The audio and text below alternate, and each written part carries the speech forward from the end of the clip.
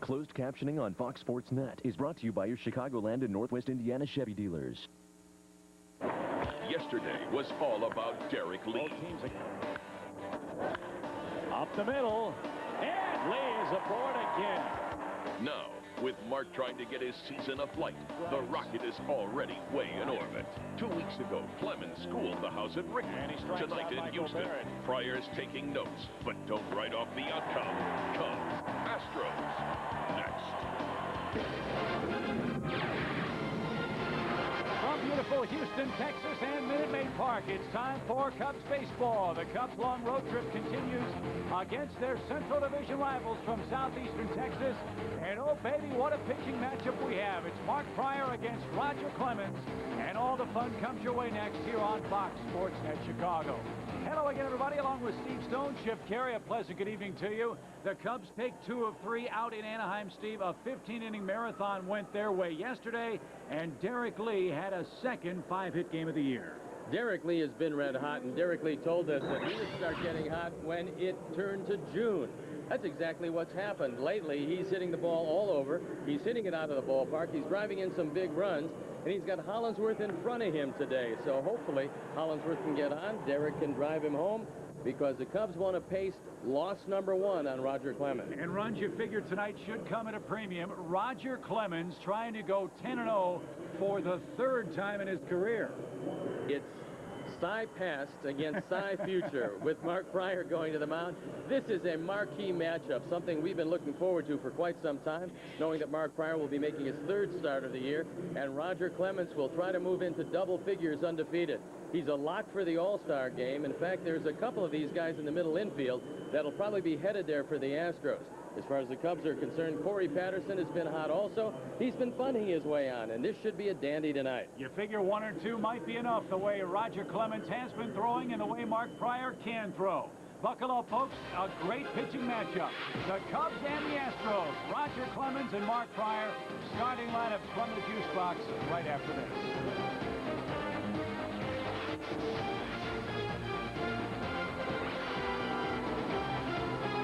Fox Sports Net's coverage of Chicago Cubs baseball is brought to you in part by your local area Lexus dealer, who invites you to test drive a Lexus today. Geico Direct. A 15-minute phone call could save you 15% or more on car insurance.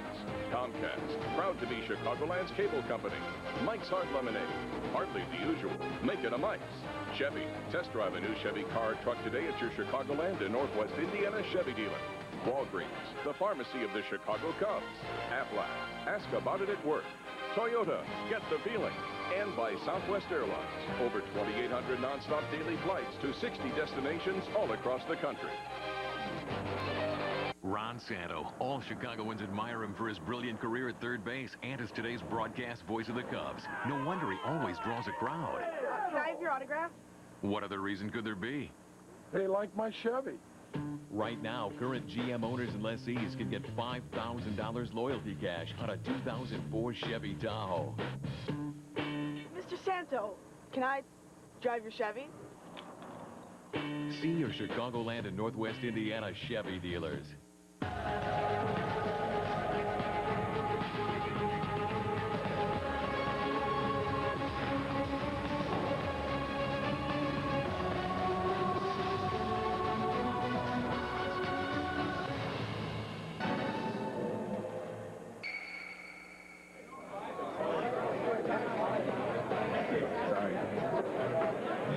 When you care more about beer, Samuel Adams, always a good decision.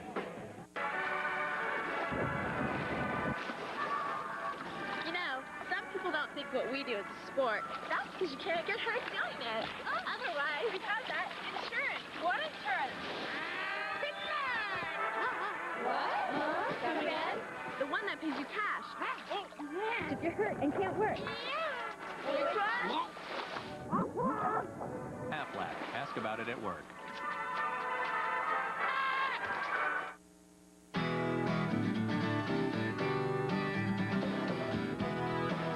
Introducing the Nissan Quest, a revolutionary minivan featuring 5 Skyview windows, front and side impact 5-star safety rating, an innovative center console, automated side and rear lift doors, and fold-away second and third row seats. Moms have changed.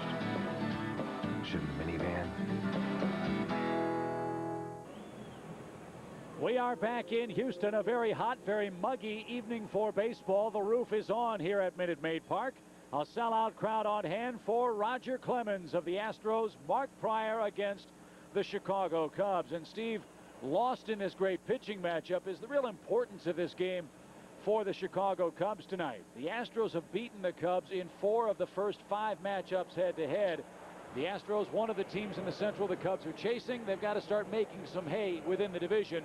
Good place to start is right now in Game 1. When you play the unbalanced schedule, you're going to play every team 18 or 19 times. And it's no coincidence that the Astros have won the season series 10 of the last 11 years. The only time they didn't win the season series last year, where the Cubs beat them by 2 games head-to-head, and they won the division by 1 game overall. So you're right, Chip. Beating them head-to-head and establishing that you can play with these guys, especially in their home park, is very important for the Cubs. And that guy's overdue for a loss. Roger Clemens has it lost in his last 13 decisions. And this is the Cubs' road-weary lineup he'll face in Game 1 of the series tonight. Todd Walker leads off at second base. Ramon Martinez gets a start at short, hitting in the number 2 hole. Moises Alou, the former Astro, is in left, followed by Aramis Ramirez, Todd Hollinsworth, and a hot-hitting Derek Lee. Corey Patterson with a 7-game hit streak hits 7th. Paul Bacco gets the start hitting 8th, and Mark Pryor will pitch and bat 9th. And there's a look at Roger Clemens. Actually a look at Wendell Kim, but Clemens is behind him. There's the Rocket. He was retired, ready to spend some time with his family, but instead, look at the numbers he's put up. Not bad for a guy who wasn't going to play this year. An ERA just over 2, opponents hitting 193. In search of win number 10, he still gets it up there in the mid-90s. He will wipe you out with a hard splitter, and he throws a sinking fastball when he has to get a double play. Clemens beat the Cubs 5-1 back on June 2nd at Wrigley Field. So it's time to return the favor as Todd Walker looks at a ball low and away. 1 ball, no strikes. Todd Walker was on base the final 4 times in that 15-inning game in Anaheim yesterday, and he had the game-winning hit for the Cubs. In fact, we were joking with Todd getting on the plane. Hey, thought you were going for a home run. He said I was, but all I had left was a single. He was that tired. Well, he's one of the few Cubs that has hit Clemens pretty well. That's in for a strike. Tim Sheeta, by the way, our home plate umpire this evening. This is a pretty slow infield here in Houston. That's completely different than it's been over the last few years. And talking with Adam Everett before the game, he said every time they resod it, the ball bounces a different way, and you never quite know. Walker back to the screen, faces a 2-2 pitch next from Roger Clemens. You figure they'll be doing a lot more resodding before the All-Star game. It'll take place here in Houston. And that man, you figure, is going to be the National League starter unless there's a big collapse before the All-Star break. Fly ball left center field. Biggio and Berkman are out there. It'll be Berkman in left. Berkman just returned to the team after one of his grandparents passed away, took a couple days off, and he means so much to this lineup. He's one of the few left-handed hitters, actually a switch hitter, but much more effective from the left side, and he can take it out consistently. So Roger Clemens retires Todd Walker. That'll bring up Ramon Martinez. Ramon hitting .248, no homers, and 14 driven in. How would you rate this Astros defense behind Roger Clemens tonight? I think the defense is pretty good. I don't think it's great. Everett's terrific at shortstop. Kent just average at second. Bagwell has a bad shoulder and can't throw at first. And remember, they've got Jason Lane in right field, not Hidalgo. Line drive right center field. Biggio on his horse, still going, gets there. 2 out.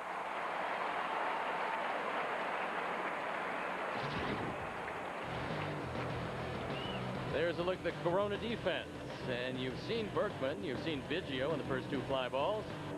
Everett is leading as far as all-star votes. Kent is leading by 700,000 votes, and we see Lane Vizcaino, Bagwell, Osmus, a real dependable catcher behind the plate, and the ageless wonder Roger Clemens on the hill. Moises Alou will face him now. He's 0 for 5 in his career against the Rockets. Roger Clemens, and he's down a quick strike.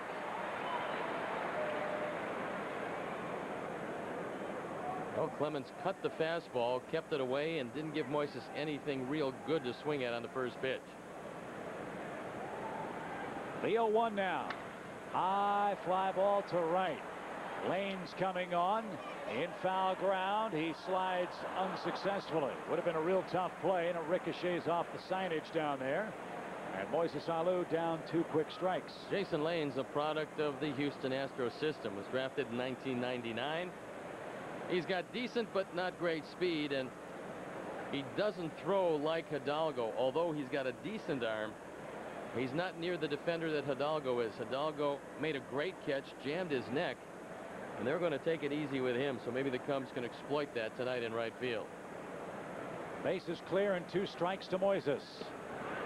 And that ricochets off Brad Osmus, the Houston catcher. We'd like to welcome our affiliate Insight Communications and their viewers in Springfield, Illinois, to the series opener here in Houston. Now remember, Vizcaino is a shortstop by trade. He tells me he likes shortstop. He feels pretty good about second base. He said third base, real tough position for him. He's over there because he wants to play, but he said it's a lot tougher than playing the middle infield because you don't have a chance if you bobble the ball. And Mike Lamb out. A member of his family passed away recently, and he will be lost for the next couple of games attending funeral services out west. No score for the Cubs. Here comes Mark Pryor in the first. Here's an honest question.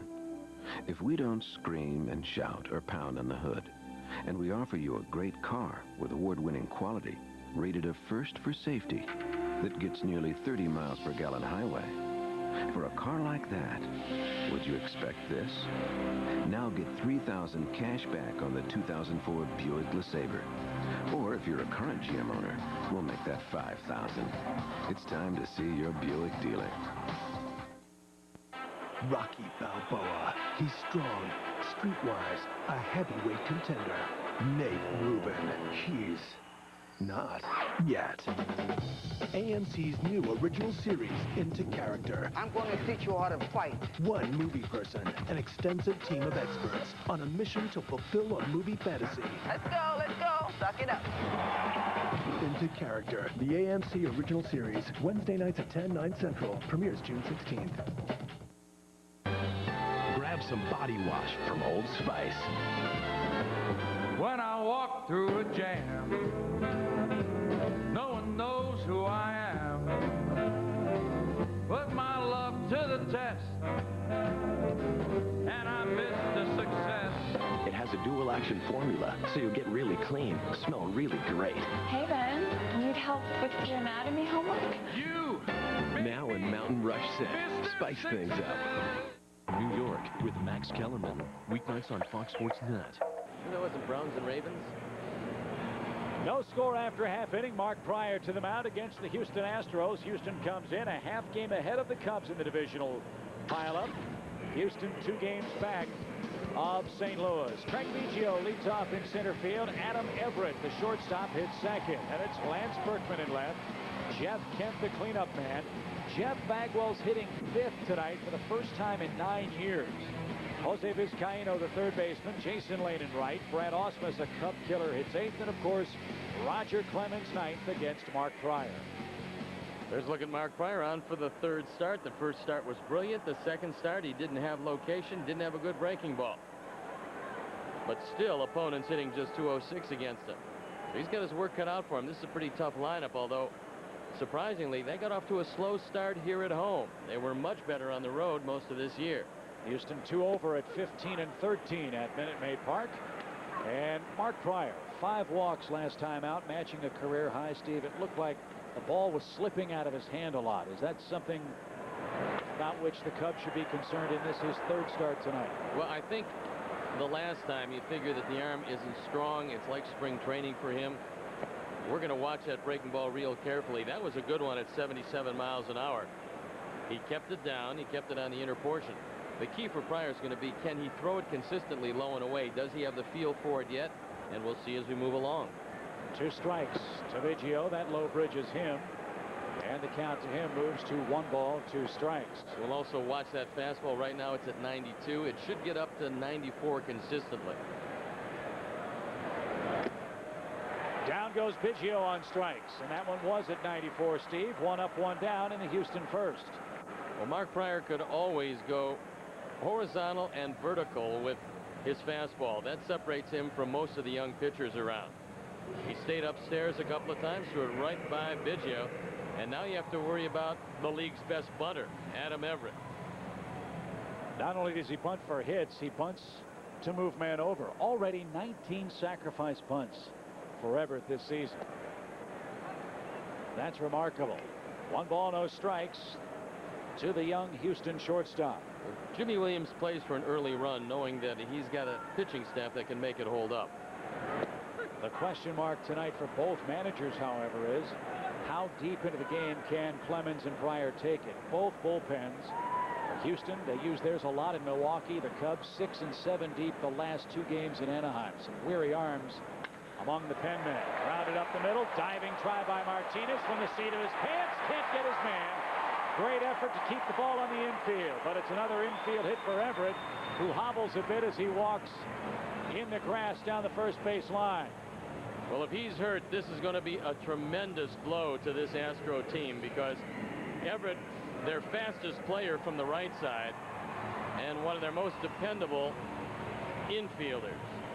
Great play by Ramon, but it's the wrong guy to try to throw out. He might have hit the bag at the front of the bag in an awkward nature, and they're checking with him right now. If this guy's hurt, this is a big problem. And Jimmy Williams is out there, and they're going to take him in. They want to take a look at him. That's a real bad break for the Astros. And now Morgan Ensberg looks like he's going to take his place. You figure he'll go to third base defensively, and Vizcaino will shift over to shortstop for this Houston team. So they lose Adam Everett on a bang-bang play at first, and as soon as we are told what the injury is specifically, we will let you know. Well, it happened after the bag. He beat it clearly and then pulls up.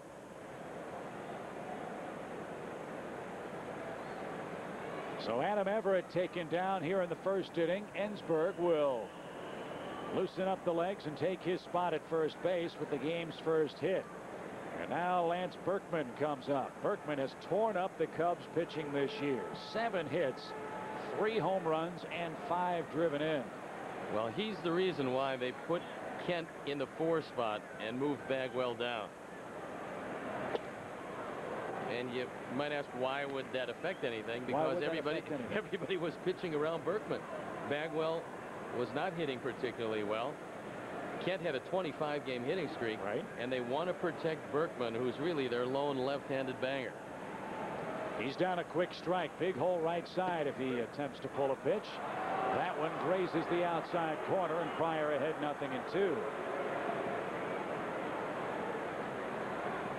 So the Houston team dangerously short-handed now. 0-2 your count in the first inning. Berkman's never had much luck with Mark Pryor. He tries to go upstairs and get it by him.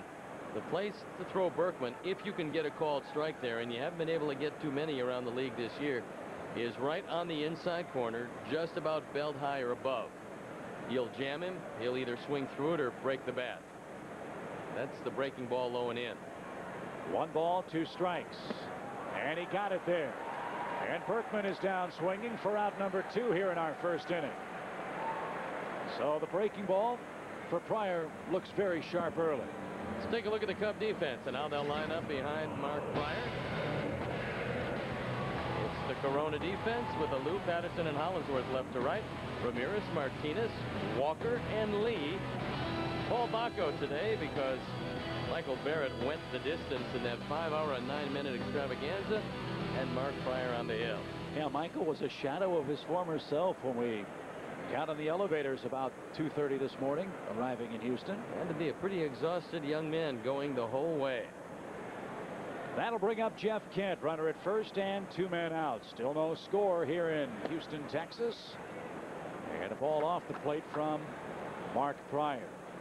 Michael Barrett outlasted 7 pitchers. And fortunately for him, it wasn't a real hot day. As we know, position players a lot tougher than your pitcher types. That's downstairs. Well, catchers certainly. 2 balls, no strikes to Jeff Kent. When we saw Houston the first time, it was Jeff Kent who was hotter than hot. Last time it was Berkman. Both of them very dangerous offensively. And you pointed out the last time we saw these Astros in Chicago, the subtle change in Kent's batting stance.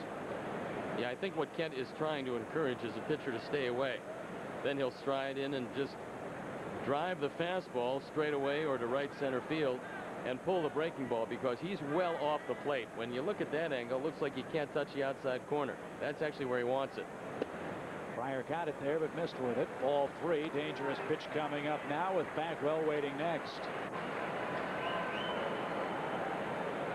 Very light major league schedule today. In fact, just 2 other games on tap. Chance to gain some ground for the Cubs within the division. American League Final, Cleveland pounds Baltimore 14-0. That game a makeup for an earlier rainout in Cleveland. And Cincinnati 0-6 on their road trip. Had to go to Philadelphia for 1 game today. They jumped out 2-0 in the first, lead at 4-3 now in the 3rd inning, but it's raining in Philadelphia. Derek Lee well in back of Ensberg at first. Runner goes and the pitch cut on and missed. Mark Pryor strikes out the side in the Houston first, and the duel is on. Clemens and Pryor, no score. Cubs baseball is brought to you in part by Midas. For mechanics known for their work and their word, trust the Midas touch. Corona Extra, miles away from the ordinary. And by Ford. Visit your local Ford store.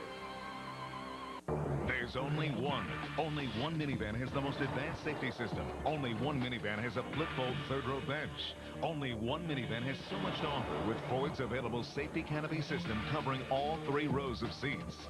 Ford's adjustable brake and gas pedals, and Ford's family entertainment system. Freestar is the one. Get into an all-new Freestar with 1,000 cashback when financed through Ford Credit. Plus, 4,000 cashback or 0% financing for 60 months. Ford, the one and only.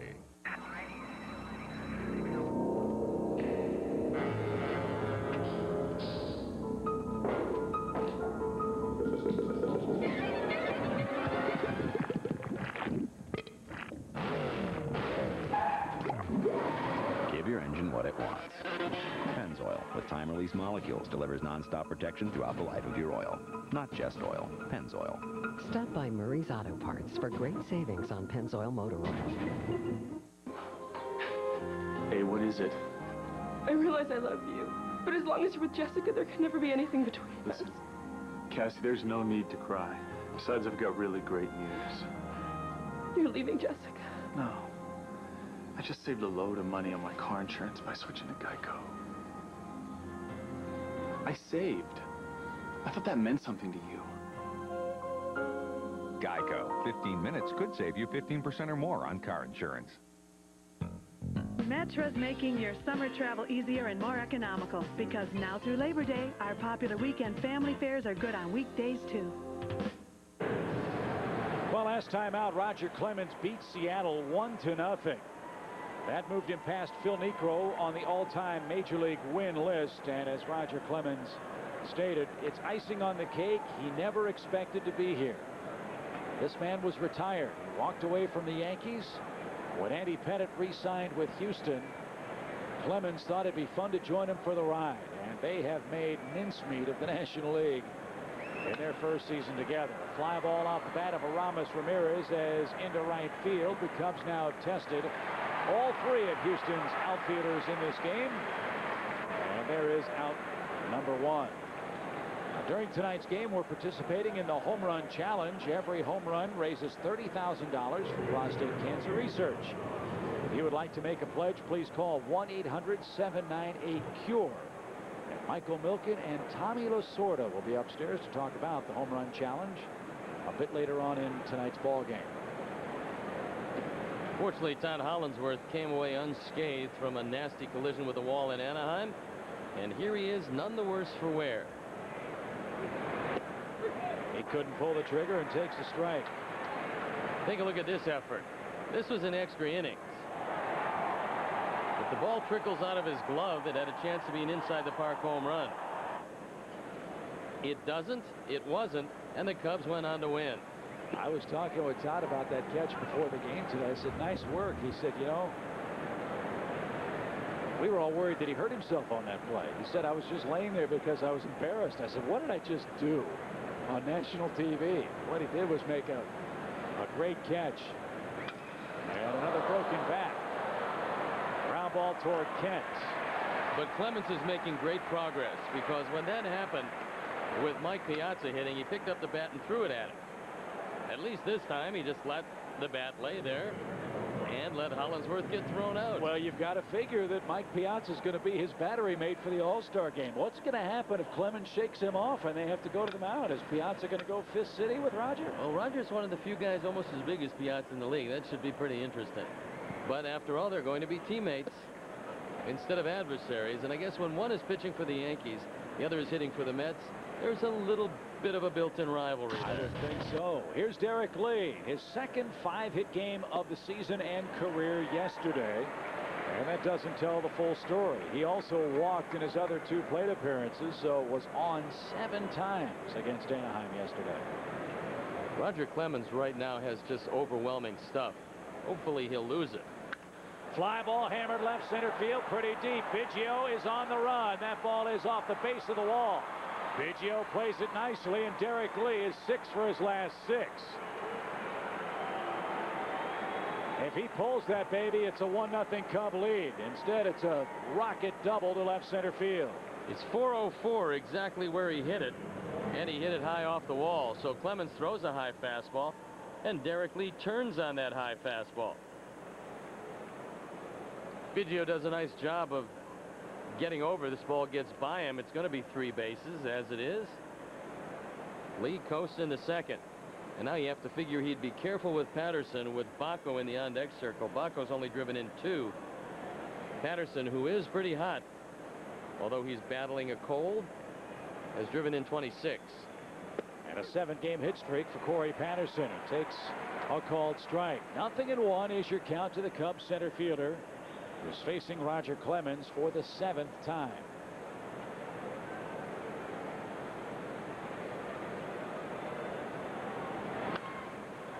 Popped up to the left side and out of play. So Clemens has him where he wants him in a 2-strike hole here in the 2nd inning.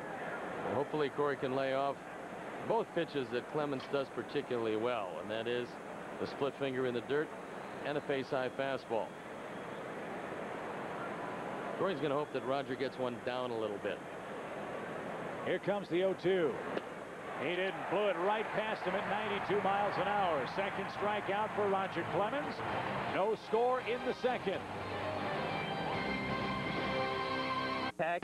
Tomorrow, this big Central Division showdown will continue. Carlos Zambrano to the mound for the Cubs against Jeff Bagwell and these Houston Astros. It's Cubs-Astros baseball tomorrow, 6:30 here on Fox Sports Net.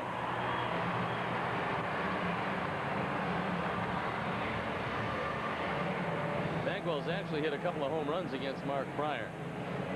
That's probably where Pryor has gotten the ball down to him, because he doesn't hit high fastballs particularly well. And with that real sore throwing shoulder, which has been operated on before but doesn't appear to be getting any better, it's tough for him to elevate. Jumping ahead is Mark Pryor with a quick first strike. Bagwell, 5 career hits, 2 home runs against Mark Pryor in 20 official at-bats. And he's got pinpoint control like Roger Clemens so far. Well, that's the fastball that Bagwell really is not going to hit. Not with an uppercut swing. Bagwell has a lot of arthritic changes in that right shoulder, and it's not going away.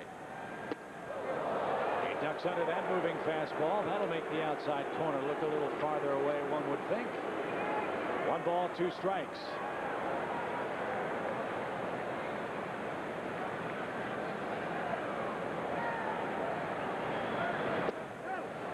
Did he go? Apparently not. 2-2. The word on Adam Everett, out with a strained left hamstring. And those take a while. It's enough to take him out of the game. He might miss the entire series. Bagwell down on strikes. 4 hitters up, 4 whiffed by Mark Pryor. 1 man down here in the 2nd inning. Jose Vizcaino is the guy that has really hurt the Cubs, and he's hurt Mark Pryor. Pryor unloads a high fastball and throws it right by Bagwell, who's got no chance of ever catching up to that. You see the uppercut swing. He can't possibly get on top of a high fastball with that swing. And Pryor exploited it. Vizcaino now. Switch hitting shortstop, hitting .230, and it'll improve with a base hit to right. He just seems to always do that. And he was going to start at third base. Everett went down. He moved to shortstop. And he's a pretty handy man to have around, a switch hitter who can play every position in the infield and is one of the smarter players on the team. That'll bring up Jason Lane, a 6th round pick 5 years ago.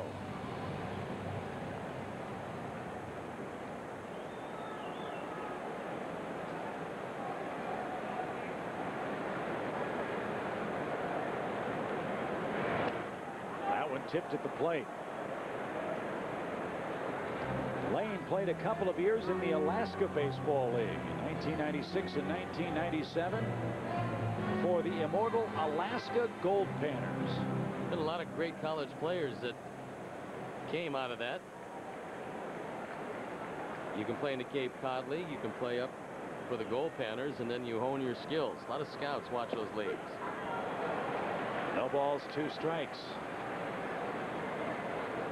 The Astros starting their longest homestand of the year. It's going to span 11 games. And they're just coming off a very long road trip. So both of these teams a little tired right now. 0-2 the count to Lane. He'll just stay alive. Again, the Astros are without Mike Lamb. He's not with the team, attending funeral services in California. They lose Everett tonight. Hidalgo not 100%. So late in the game for the Cubs, who have a very tired bullpen. As far as the lineup card for Jimmy Williams, what you see right now is what you might have late.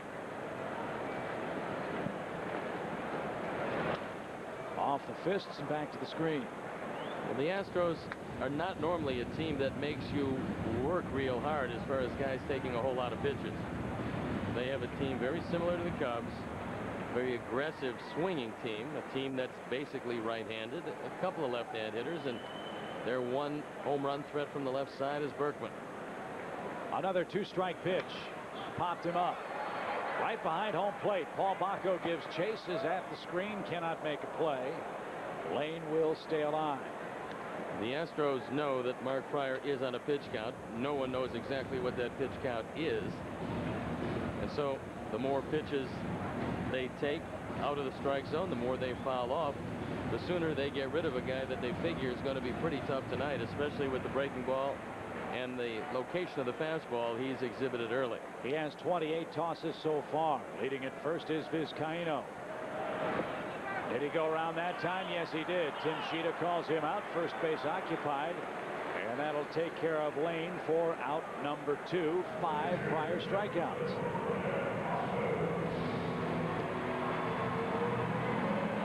Breaking ball tonight a lot sharper and a lot quicker than the one that he threw last time out. Lane does indeed go around. Good stop by Paul Bacco.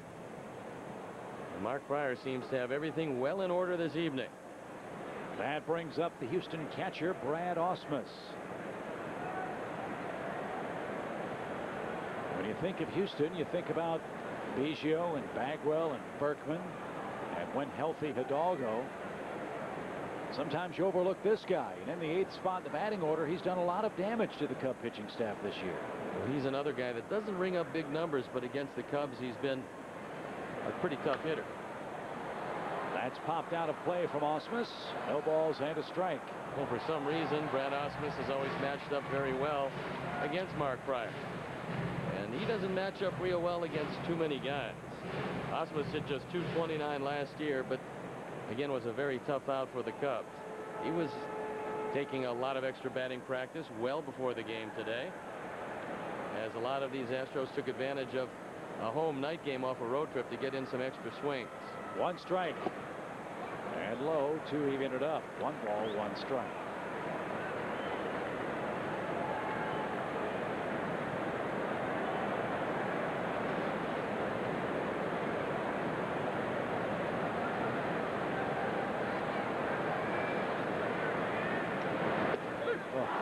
Curveball tonight has been a sight for sore eyes for Cub fans. Well, he's recorded 5 outs. They've all been strikeouts. And you can see here it's a knee buckler. You can't pick it up. The rotation is so quick that if it is in the strike zone, you can't pull the trigger. And when you think it's in the strike zone, you swing at it, it's in the dirt. And that's why in his first full season in the major leagues, despite missing a month, he was 18-6. Not too bad. No limitations for the young man. 1-2. Popped up right side, out of play. And we'll do it again with Brad Ausmus. You'd love to get in here and force Roger Clemens to lead off Houston's offensive 3rd inning. In the year that Mark Pryor was drafted number 2, you really couldn't miss if you were in the top 2 picks. Joe Mauer, who's just now back with Minnesota, was the first pick. Anybody else with Minnesota takes Mark Pryor the first pick. The Cubs are happy it was Minnesota's first pick. That's off the plate to even it up at 2 balls, 2 strikes. And that being said, Joe Mauer is going to be an all-star for a long time. But pitchers like Mark Pryor come along once in a generation.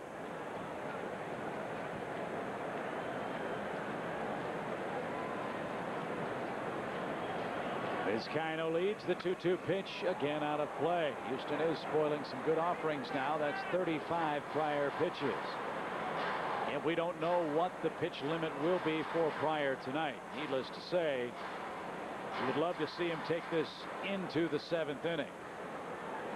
Well, Ausmus is one of those guys that doesn't strike out a great deal. That will be put to the test tonight if Mark can get that breaking ball anywhere near the plate.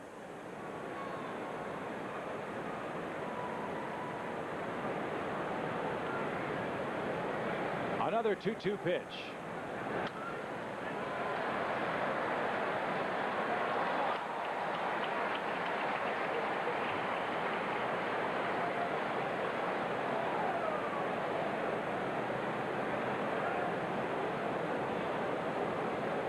It's the Pac-10 against the Ivy League here. Pryor from USC, Ausmus from Dartmouth. Now another 2-ball, 2-strike count. Popped him up with a breaking ball at second. Todd Walker is under, and Todd is there to retire the side. First out recorded by the men behind Pryor tonight, and we still have no score. Hyundai Initial Quality is winning people over. The Hyundai Sonata was just named the highest-ranked entry midsize car in Initial Quality by J.D. Power & Associates. That dedication to quality lets Hyundai offer America's best warranty, 10 years, 100,000 miles. And the feature-packed Hyundai Sonata starts for as little as $15,339. So don't buy another sedan before you check out the highest-ranked Hyundai Sonata. Hyundai, win. Get a 2004 Sonata with $2,000 cash back or 0% APR. Copyrighted telecast is presented by authority of the Chicago Cubs and may not be reproduced or retransmitted in any form without the express written consent of the Chicago Cubs. $49 down delivered. Rizza Chevy is your home of $49 down. $49 down on over 400 pre-driven vehicles. That's right. $49 down and drive home today. $49 down on pre-driven Nissan. Nissan, Pontiac, Dodge, Buick, Chevy. $49 down delivers pre-driven sports cars, family cars, luxury cars, pickup trucks, minivans, conversion vans, sport utility. Rizza Chevy is your home of $49 down. $49 down delivered at Rizza Chevy in Bridgeview. Number one, Joe Rizza Ford is number one. Nobody but nobody sells new Fords for less than Joe Rizza Ford. Take home the rugged and tough F-150 Motor Trend's 2004 Truck of the Year for the low Joe Rizza price of $13,890. Joe Rizza Ford makes you number one. Joe Rizza Ford, 22nd in Harlem and North Riverside, or 159th Street in Orland Park. Sports show period tonight on Fox Sports Net. Here we go to our third inning. Chip Carey, Steve Stone back at Minute Maid Park in Houston. We have no score, and we have a very special guest in our booth, Michael Milken here. A happy premature Father's Day and a very special week for you, I know, with the Home Run Challenge Thank you, Steve. Michael, how are you? I'm great, and we're looking for a lot of home runs, though, with these two pitchers. It could be tough tonight. Well, this is not the night you're probably going to discover the cure, but there's been some other nights where you've made a whole lot of money. That is true, and this Saturday and Sunday in Chicago are two key days for us. And how much has been raised? I know that you guys have done just an exceptional job, along with Major League Baseball, at raising money for cancer awareness and the cure of prostate cancer, which, as all of us get a little bit older, certainly we can relate to. Well, we've raised over $20 million, and we're hoping to raise $5 million this year. No balls and a strike to Paul Bacco, who leads things off against Roger Clemens. And that's popped out of play. So $20 million, you try to raise $5 million more this season. How can the folks at home participate if they desire? Well, we have an 800 number. There's 60 ball games. Every team plays 4 games. And the home runs hit during those 60 ball games total, we average about 130. And they can participate. There's an 800 number. Bacco fouls that off his foot and broke his bat as well. 0-2 your count. 1-800-789-CURE. 1-800-789-CURE. And if you pledge $1 and there's 130 home runs hit, that'd be 130. If you pledge a dime a home run, that'd be $13. And if you wanted to dig deep and pledge $1,000, that'd be $130,000. And well, I'm sure Steve will be more than happy to oblige. Well, we appreciate that, Steve. And tonight we had, before the game, Lester Smith donated $250,000 to prostate cancer research. And it comes out to almost about $30,000 per home run for the course of the entire campaign. That's where we're averaging about today. And with 1 in 6 men at risk for prostate cancer, these funds, Major League Baseball, Fox support, coupled with the Players Association, has really made a difference. And on Father's Day this year, all the players will be wearing their blue wristbands. Bacco down on strikes for out number 1 here in our third inning of play. Symbolizing prostate cancer, the cure for prostate cancer. The umpires this year, the managers, the coaches. And this has really proved to be a tremendous boom in awareness for men to go get checked. Just a simple blood test. And I know Dusty Baker is one of the biggest proponents. He, too, a prostate cancer survivor. He is, and he was one of our first 5 managers to kick this program off. And it's been one of our ambassadors. Derek Lee is the player rep for Chicago. And you see Dusty wearing the same wristbands that Michael is wearing tonight? He's got his quadruple wristbands on tonight. Well, you know, it's obviously our managers are a bit older in the game, and guys like Joe Torre know about it firsthand. All of us who are moving a few years older, and Chip will find out pretty soon that the best way to do it is awareness of the problem, and rather than the cure, let's look for the prevention and the awareness of how many men it really truly affects. You're so correct, Steve. Just an early simple blood test or a digital rectal, sometime between 40 and 50 to start, makes all the difference. Jeff Kent will give a little ground at second, and the throw to first retires Mark Pryor. Like anything that is unknown to you, sometimes you're afraid of it. Men have to get over that fear of being examined, don't they? But, you know, the month that most men appear to get tested in the United States is the month of June around Father's Day and the awareness of baseball. They turn on the baseball game, and our theme of keeping dad in the game. And when you get your cholesterol checked, just tell them you want to check your PSA. And I would say anyone who has a family history, who's 40 and older, ought to be tested. Any African-American men due to higher incidence should be tested at 40 or more. And at 50, everyone should be getting the simple blood test. And we're not only talking to the men here, but for the ladies out there, your boyfriends, your husbands, whatever, just encourage them to go get tested, because I've been tested a number of times, and I'm sure that most of the guys, when you get into the advanced color man stage, as I am, you have that on a yearly basis. I don't know, Steve. You're a pretty young guy to me. Fly ball hammered center field deep. Biggio back toward Towles Hill. He'll climb up as Todd Walker on his way to second. He'll make the turn. He's going to try for 3. The relay not in time. A sliding triple with 2 outs. And how do you feel about that little hill in center field? I love it. I like it a lot right now. I'm not so sure I like it if Patterson is running up there. But Walker's always hit Clemens well. That's his first triple. Normally, in another ballpark, this is a home run. Well, 436 to center. Oh, that's a blast. And the problem for a center fielder is it's one of the few places where you're going to be running on flat ground and all of a sudden find yourself running straight uphill. Was it Forbes Field or Crosley Field in the old ballpark in Pittsburgh or Cincinnati that had the elevated terrace and left? I think it was Cincinnati. I think it was Cincinnati. I know I look like Harry, but I never played in either of those places. I know you pick up the check as often as Harry, too. Here's Martinez. Runner at third with 2 outs. Stevie made a really good point. The women in the country have been much more of leaders in getting checked and pushing medical research, and Major League Baseball in the last 8 years of this program has really brought awareness to men, and it really has made a considerable difference. And another factor that, I mean, we don't have time to spend a great deal of time about the cure, but if you catch it early, it's an infinitely curable cancer. It's probably one of the most curable of the cancers. It is. Testicular cancer has a little more significant treatment, but there's a lot of progress there. And most cancers, and particularly colon cancer, you catch colon cancer early, probably 90% curable. You catch it late, maybe it's only 10%. So there's no reason not to get checked today.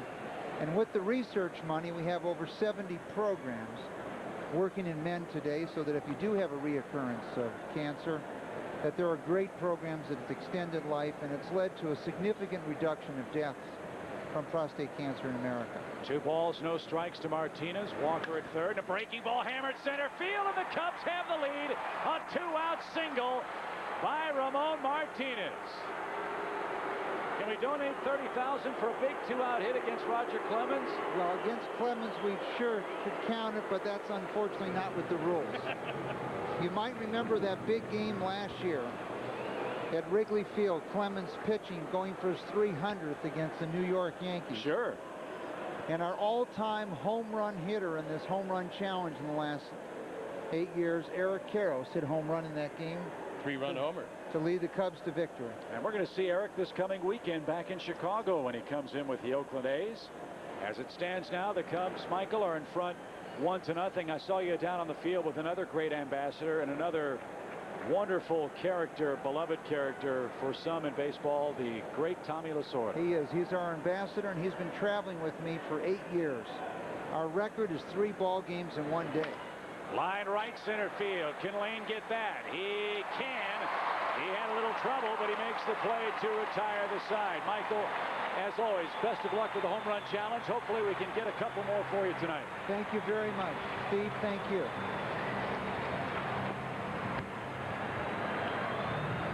Toyota's Summer 10 event is on now. Cool. Hurry and save on Toyota's complete car lineup, America's #1 selling car brands. Camry, Corolla, Matrix, Solara. Now get 0 financing up to 48 months or 1,000 customer cash on the #1 selling Camry. All right. And be sure to see the new 05 Corolla that's just arrived. So hurry to Toyota's Summer 10th event and save. Money, money, money. Ah, yeah. On now at your Toyota dealer.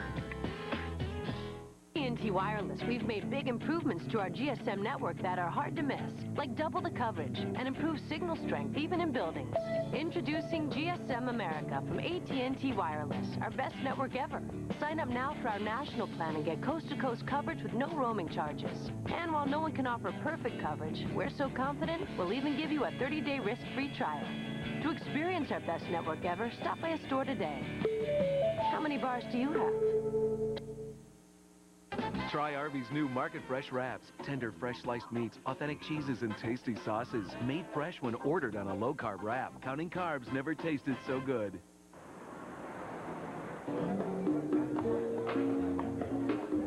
Welcome to the House of Beer. We have 170 kinds of beer from all over the world. The beers are color-coded and separated by country, style, and color. Call me when you're ready. I'm ready. All the Sam Adams. Yeah.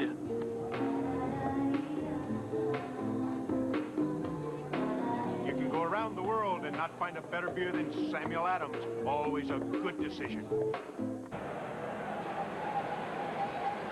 Here we go to the bottom of our third inning. The Cubs have jumped in front 1-0 over Roger Clemens.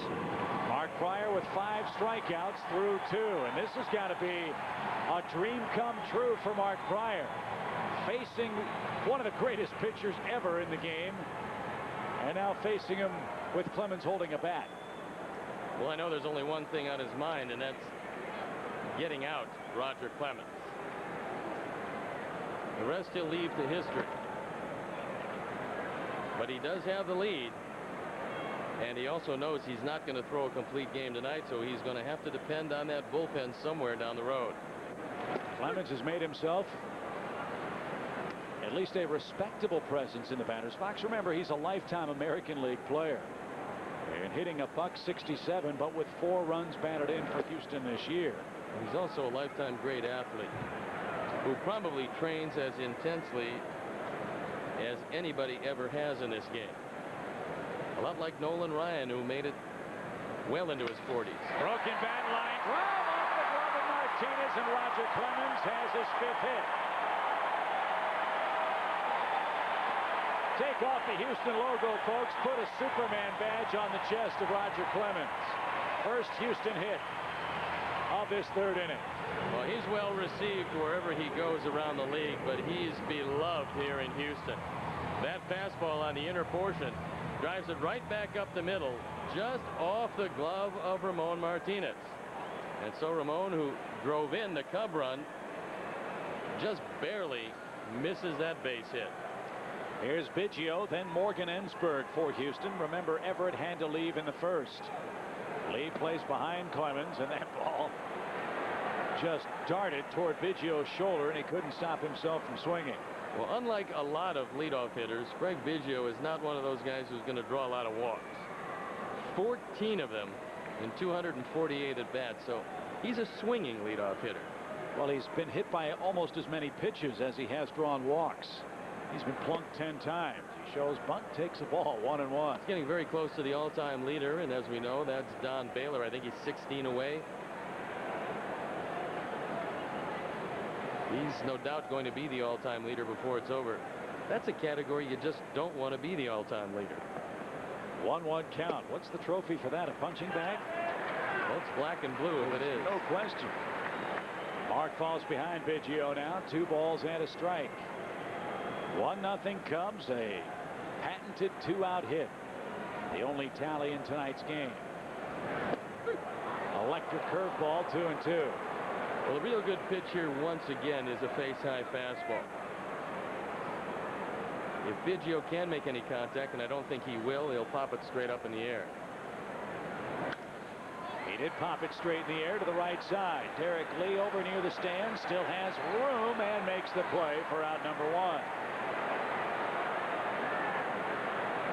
And the fans getting on a couple of orange-clad Houston fans, wanting him to reach in and cause Derek Lee a little trouble, but Derek able to make the play without any hindrance.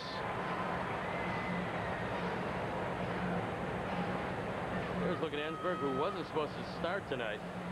He's normally their third baseman, and the most surprising part of his year, after hitting 25 home runs last year, including tonight's action, he's hit a grand total of none. But that's deceiving, as we all know. Right, he hasn't been hitting the ball all that well. Actually, he has. He's hitting in the 280s. But he's hitting the ball to right and right center. Last year, he tried to pull everything. And the Astros figure that as he gets more comfortable, he's going to start pulling the ball once again, and that's where he's going to hit home runs. He's real strong. but he's trying to keep that average up. 1-0 count. Out of play to the right. Houston let Jeff Blum move along to the Tampa Bay Devil Rays. With Ensberg and Lamb, they have a couple of young, inexpensive third basemen on their roster. Ensberg, another homegrowner by the Astros, a 9th-round pick 6 years ago, and he was a quick riser. Started professionally in '98, made it to the big leagues late in the year 2000.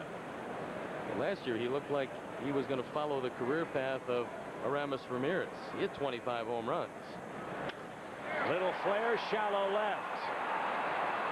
And Moises Alou makes the play for the second out. Back to first goes Clemens. You don't mind seeing him stand on the base paths for this third inning. This is where you just don't want to throw too many fastballs away from Lance Berkman. He has tremendous power to left and left center field. And about the last 3 or 4 weeks, if they haven't been pitching around Berkman, he's really made them pay.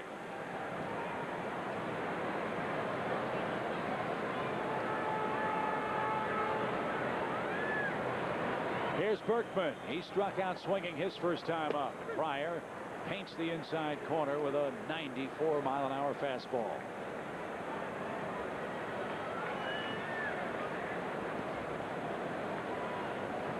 Will tonight be the night that Roger Clemens is defeated for the first time? Well, if he's ever due for a loss, you would figure it would be after winning 9 in a row. That has a lot to do with how quickly Mark Pryor gets to his allotment of pitches and how quickly the Cubs have to go to what should be a pretty tired bullpen. 1 ball, 1 strike is the count to Berkman. Didn't mean to swing, and Pryor's going to have an easy slow roller to retire the side. No runs, 1 hit, and 1/3 of the way through, the youngster outdueling the veteran 1-0. What's there to do in Philly? Oh, boy. Well, I guess they want to come over and see the Liberty Bell. You got the Liberty Bell. We have the Liberty Bell. Pretzels. The National Constitution Museum. There's lots of theater, excellent restaurants. Well, there's a lot of culture here. It's like a baby New York.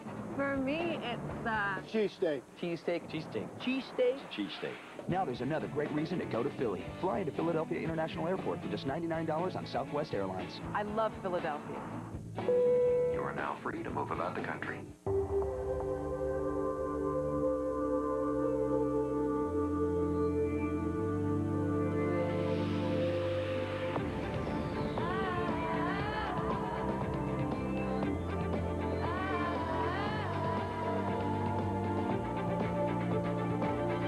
The 7-passenger, electronic 4-wheel drive Acura MDX. Power and safety, living in perfect harmony. And we are dancing, and you're dangerous, near me. I get ideas. And after we have kissed goodnight, still you linger. Rico moves your ideas forward. I think you get ideas too. Cubs baseball is brought to you in part by Southwest Airlines. Over 2,800 nonstop daily flights to 60 destinations all across the country. Buick, the spirit of American style. And by Rico. How well do you print, copy, scan, fax? How well do you share? A big 2-out hit in the third inning for the Cubs puts us in front of Roger Clemens tonight. And our Aflac trivia question, how many times has the hometown pitcher started the All-Star game? As we mentioned, the All-Star game in Houston this year. Roger Clemens, you'd figure, one of the favorites to get the All-Star start. And we will have the answer to that All-Star driven question in the bottom half of this 4th inning. I'll say never. Okay. Or maybe occasionally. Occasionally more than never. Off the plate to Ramirez, who fly to right his first time up.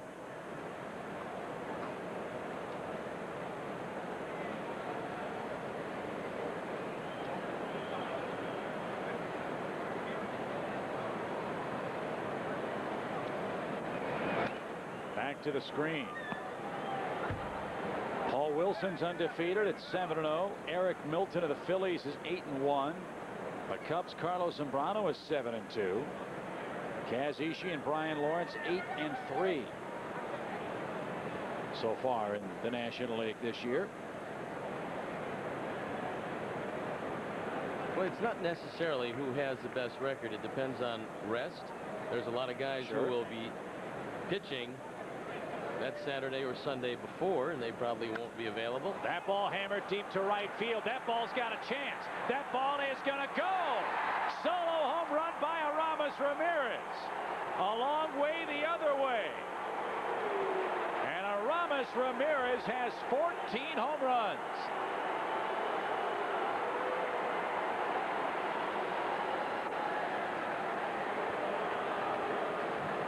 And the Cubs have a 2-run lead as Ramirez drives in run number 47.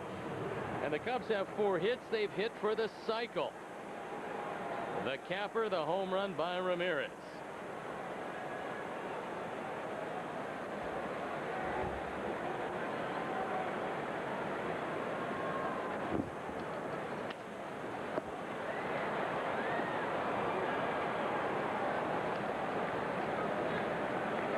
That ball up in the strike zone, and Ramirez goes the opposite way. Lane runs out of room at the wall, and it's about 5 rows back.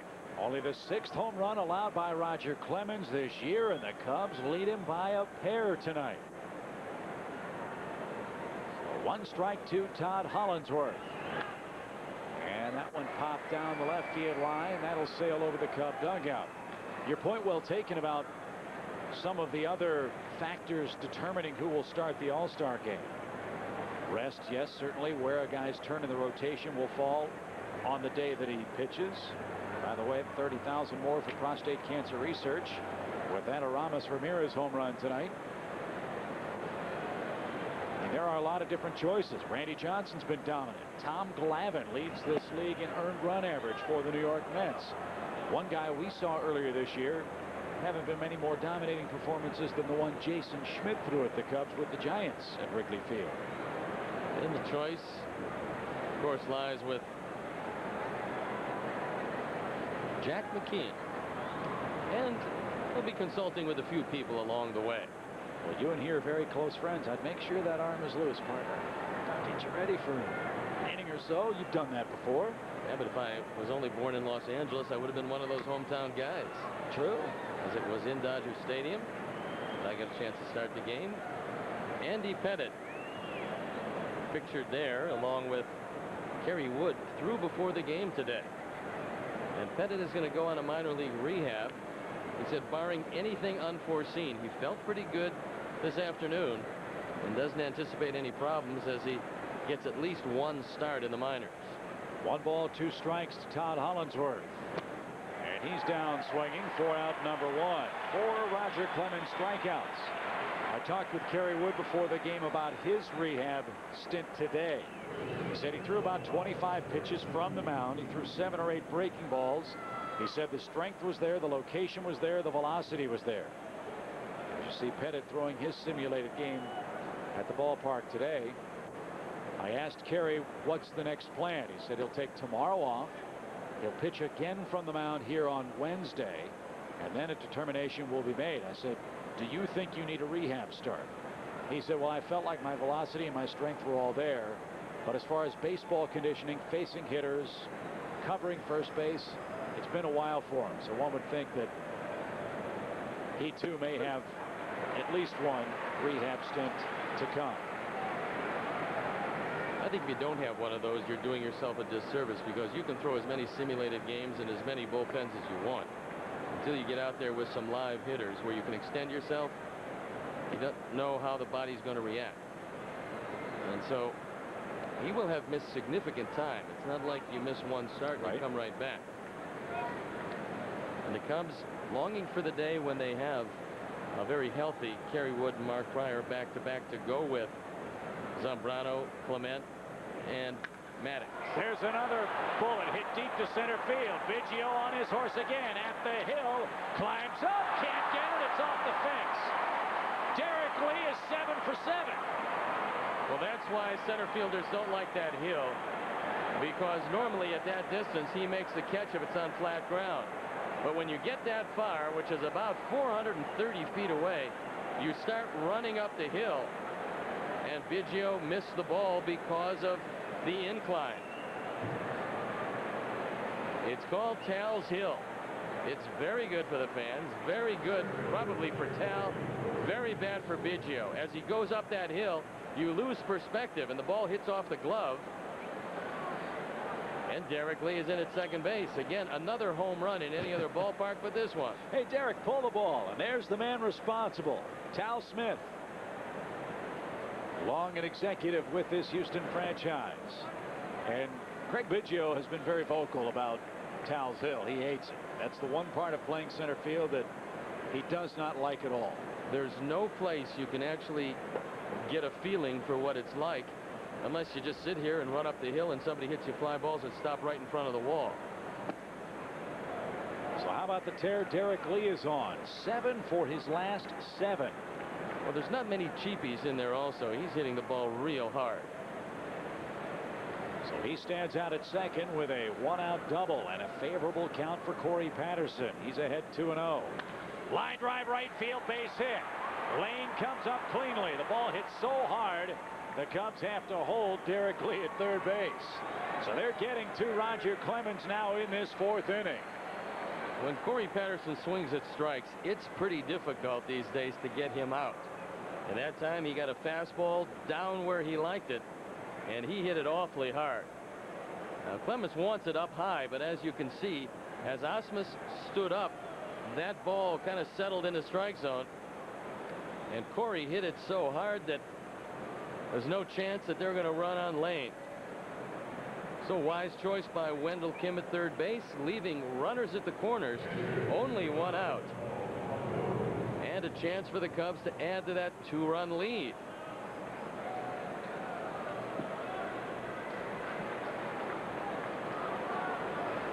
So here's Paul Bacco.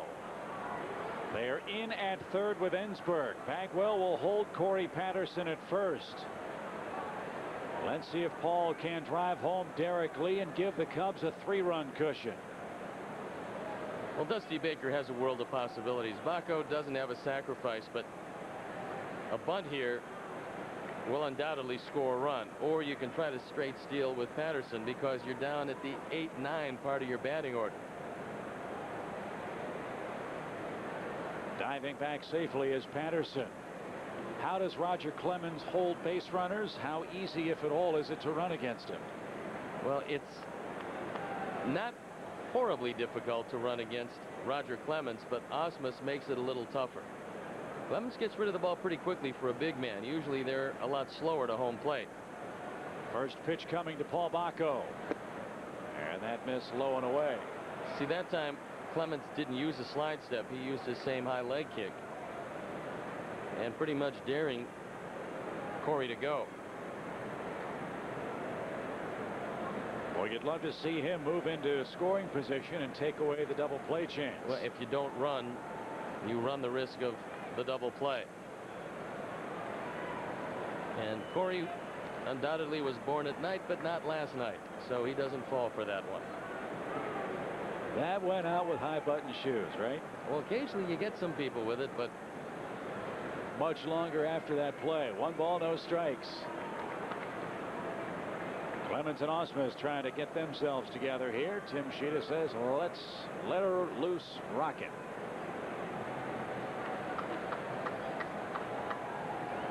Here comes the 1-0. It's even now, a ball and a strike. This is when Clemens turns that fastball over, throws a 2-seam fastball, and tries to intentionally get the ground ball. Now Bacco does have fairly decent speed for a catcher.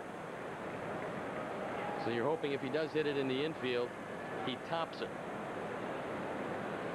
Again to first, and again Patterson back safely. Sammy Sosa rehabbing again at West Tennessee tonight. In the 3rd inning, he's 1 for 2. Doubled his last time up for the Diamond Jacks. Got a chance to make that Double-A All-Star team if he stays there long enough. Quite possibly. The pitch Just missed. Clemens thought that was good enough. And he wants Ausmus to get him the ball back a little quicker. 2-1. We'll watch it again. Apparently Clemens is used to getting that one, but that looked it drifted off the plate.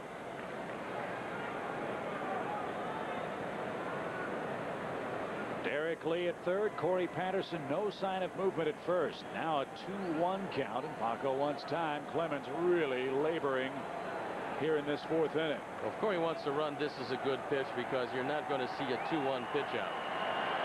You do figure to see something away from Paco. Maybe he can put a bat and just guide it slowly to the left side. 2-1, no movement. Pitch slashed foul. It's 2-2. Again, I'm surprised Patterson hasn't run here. So, Mike, because you're going to see something away from Baco. And you're probably going to see that good split finger, which usually winds up 1 down in the dirt and 2 results in a strikeout. You can run on Berkman, you can run on Lane and Biggio if a medium depth fly ball is hit.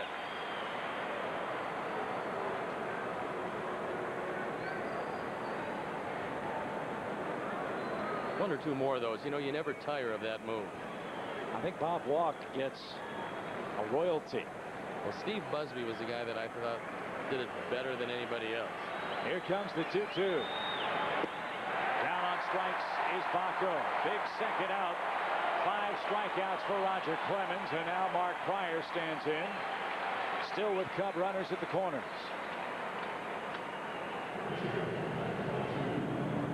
Well, you see the sinker. That one dipped out of the zone. Pretty much knew it was coming. And the result leaves runners at the corners now, but there's 2 out. So maybe with turnabout fair play, Pryor, who is a good hitter, can come up with a base hit against his counterpart. Did he go? Yes, he did, says Tim Sheeta. No balls and a strike. Well, no surprises in this game. That's why Clemens started out with a breaking ball on first pitch. He knows he's facing a guy that's as good an athlete as he is and probably a better hitter than he is. 1 strike, the count to Mark Pryor. And that's downstairs. Again, Clemens had to run the bases. A long time in the bottom of the 3rd inning. First man up, hit a home run against him. Derek Lee, a double off the glove of Biggio, climbing Towles Hill in center field. Patterson with a base hit to right. Now Pryor with 2 outs, a 1-1 count.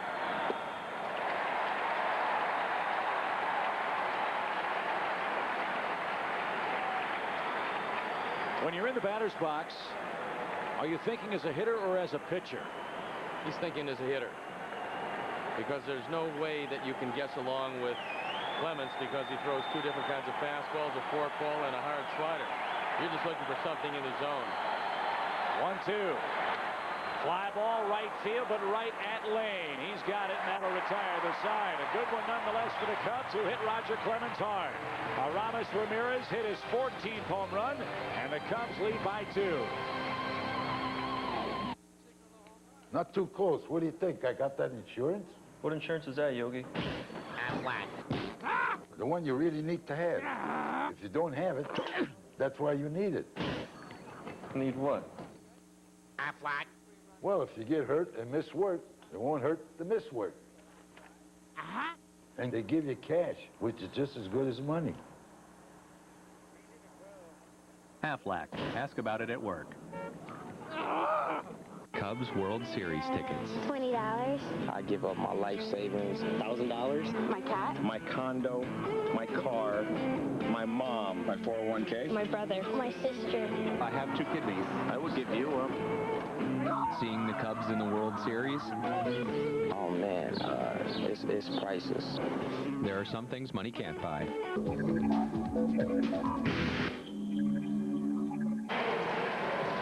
Well, the Cubs off to a 2-run lead against Roger Clemens, and we revisit, Steve, our Aflac trivia question, but not without some very serious controversy. Well, we were laboring under a misconception, and we didn't want to mislead any of you. So how many times has the home team pitcher started the All-Star Now, game, it said home. as opposed to a hometown pitcher who actually lives in the place he happens to be pitching, Yeah, and consequently, the controversy is reigning here in Houston. And we're so flummoxed, we're not even going to offer a guess as a manner of protest. However, we will tell you, the ever-curious fans at home, it's less than 10. But more than 8.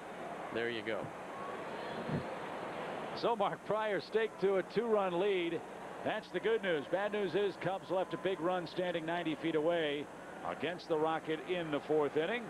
And Jeff Kent, Bagwell, and Vizcaino are coming up. And that's out of play for strike 1. And I know you folks at home are probably saying, well, if there's 9 of them, just exactly who might they be? How about if you're the sitting, list is forthcoming. How about if I'm sitting next to you? Can I say, if there's 9 of them, who could they be? You could. Okay. Hey, Steve, if there's 9 of them, who are they? Well, asked and answered, counselor. There they are.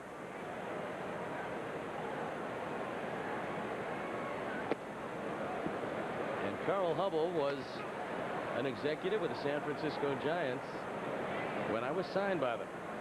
And he threw so many screwballs, literally, he walked with his hand turned inside out holding a pipe. Tough to shake hands with him, I'll bet. Down the right field line. On comes Todd Hollinsworth. 1 man down. He invented the reverse 5. 1 away in the 4th inning. Kent is down. Here's Jeff Bagwell. Cubs with 2 runs on 6 hits. This is only, tell you how dominant Roger Clemens has been. This is only the 4th time he's allowed 6 or more hits in a game this year. The Cubs have gotten some good swings against him. And they've got some guys right now up and down this order that are starting to get hot at the right time. Cubs only 2 back in the loss column, despite a number of folks, not only locally but nationally, that might have given up on their chances to actually win this thing. The division is too well balanced, and there's a long way to go. And I've said it a couple of times. I really think the story of this Cubs team, the way things stand right now, is maybe the most remarkable story in the National League, considering a third of the team's been on the disabled list. As Bagwell's down for out number 2, 6 prior strikeouts. You lose a third of your team, and they're all starting guys for you, yet you're 2.5 games out of first place in the middle of June. That is an incredible accomplishment. And also, reworking the starting rotation makes it real difficult. It's a pleasure to see Mark Pryor back and throwing the way he's throwing tonight. He's had to against a real tough mound opponent. And guess who's coming to the plate? Vizcaino's 2 for 2.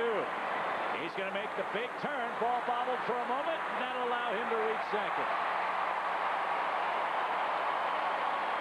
If I was going to pick one man who I thought out of both of these teams could probably go and manage a baseball team, it would be the guy you're looking at right there. Yes, I think Jose Vizcaino one day will be a manager.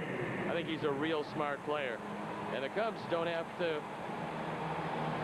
feel alone, because he hurts a whole lot of teams. It just seems that he's hurt the Cubs more than most. He's getting a chance to play now. He's 2 for 2 against a real tough pitcher, and he keeps the inning alive. And let me correct myself. No bobble on that play for Corey Patterson. Vizcaino, reading that Patterson moving against the grain, was able to take the extra base and make it with a 2-out double. Now Lane rolls foul past Gene Lamont for a strike.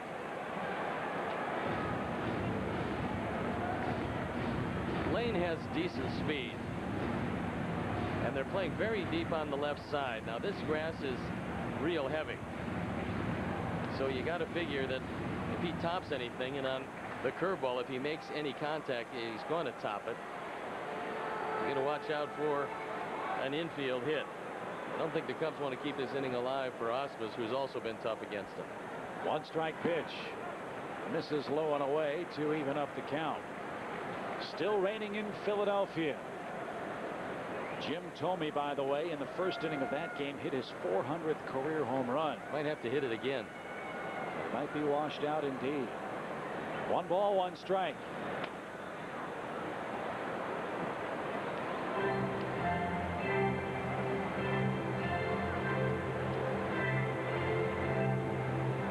2-0. Cubs have the lead. Lane, a strikeout victim in the second. Pryor has yet to walk one of these Astros.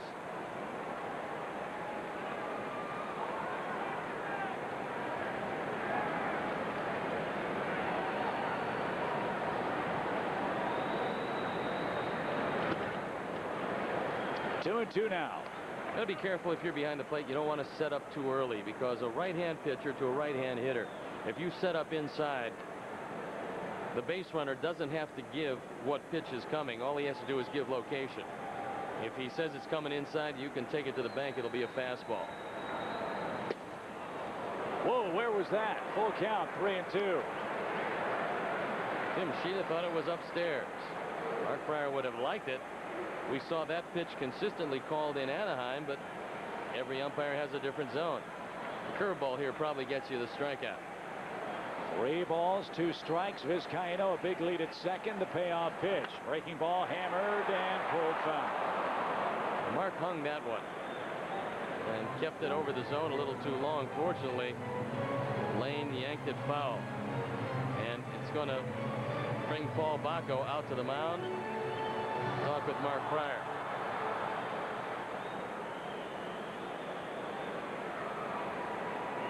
Many times what a catcher says in this situation is, I'm not going to give you a sign. And then tells him where he wants to throw it. Some guys will sit outside and they'll throw the ball inside. I think he wants a curveball in the dirt, I would assume. 3-2.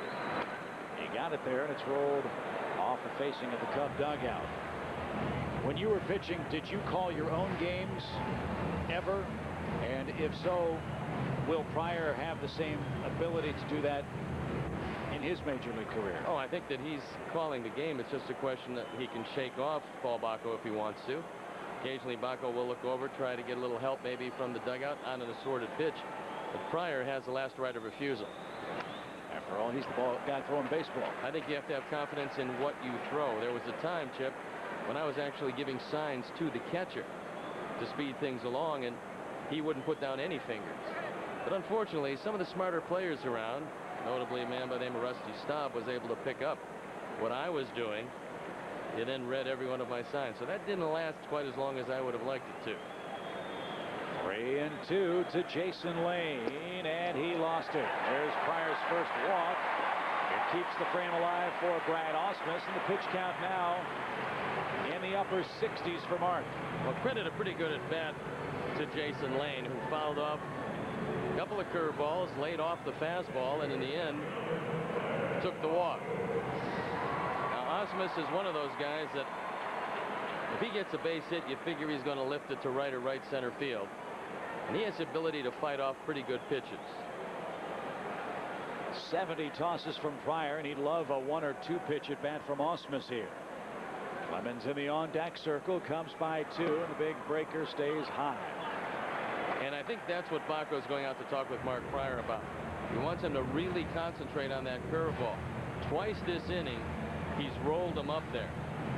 Those are the pitches that get hit out of the ballpark, especially with the short porch in left field. And he's telling him, I'd rather have you miss in the dirt, follow through, than miss upstairs. And when your arm isn't quite as strong, you're only in his third start here, that's where the inconsistencies show, and that is the tendency to roll the curveball. Ausmus ahead, a ball, no strikes. Ball 2, 2-0 now. Mark Pryor right now is trying to regain the rhythm he had up until the Vizcaíno double. It set down 5 in a row at that point. A walk followed that hit, and now Ausmus faces a 2-1 pitch here in the Houston 4th inning. Big start to the week for the Cubs. 4 here in Houston and 3 over the weekend with the Oakland A's, who are unbeaten against the National League Central all-time in interleague play.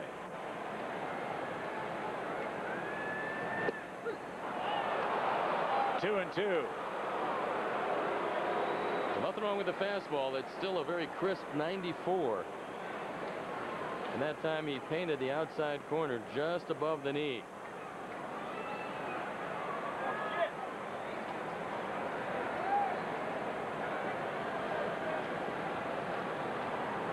The 2-2 pitch now to Ausmus. He got him. Oh, what a pitch from Pryor. He struck out 7 men through 4 innings and maintains his 2-run lead with the top of the order coming up. He's had 2 already. That shows a worsening condition in that ankle. If the pictures aren't good on Wednesday, he may have to go on the DL. The Red Sox say surgery is not an option. Milling around that Boston Red Sox clubhouse. That apparently has been bothering him as the Boston faithful and their very large media contingent, much like that of the Cubs, a great deal of interest in the Boston Red Sox in 2004. So here we go to inning number 5. The top of the Cub order is up. Todd Walker tripled and scored the game's first run. Cubs left a big run out in scoring position last inning. Let's see if the top of the order can get one. Ground ball towards second and under the glove of Jeff Kent. Todd Walker is 2 out of 3. Well, Walker came in as one of the hottest hitters against Roger Clemens. And you go 2 for 3 against him, you're doing a pretty good job. So the Cubs probably looking for a way to get him to second base at the very least. Good effort by Kent, who is just an adequate second baseman. In fact, Dusty Baker feels that he won't be at his best until he moves to first. He thinks he's going to be a Gold Glove caliber first baseman. A good start for our Toyota fan of the game inning. Vita Lazauskas from Munster, Indiana is our contestant. You making that up? No. L-A-Z-A. Is it spelled like it sounds? It's like Ilgauskas, but with a Lazau in front of it. Okay. If that makes sense. From Munster, Indiana, is our contestant, Vita Lazauskas. Oh, I mean Vita. Yeah. Oh, okay. I thought it was Vita. No, Vita. La Vida Loca, I think. Anyway, back to the promo. Cubs score here in the 5th. Vita or Vita, Lazauskas or Ilgauskas from Munster, Indiana will receive a Fox Sports Net Toyota prize package, which includes a hat and t-shirt. If the Cubs can move Walker to second base, they got a real good chance of scoring. But Ramon almost took a fastball right in his chest as he squared around a bunt. You want to bunt this toward first base because Jeff Bagwell cannot get anything on the throw to second. 1 ball, no strikes. Keep it away from Ensberg, who can. That's over the outside corner. Talking to the Houston broadcasters, they said not many teams have bunted toward Bagwell. And they said even more oddly, they haven't seen players, for lack of a better way of putting it, attempt to move to second base on a pickoff play from first to see if Bagwell can make that throw to second for the Astro team. In his earlier days, as you've mentioned, Bagwell used to be on this particular play one of the best in the business at charging from first base and making the peg to get the advancing base run. Now, his whole career, bear in mind, he was a third baseman, so he had a very strong arm. And with runners at first and second, he did something very few first basemen do. Actually cut across the diamond and make the force out at third.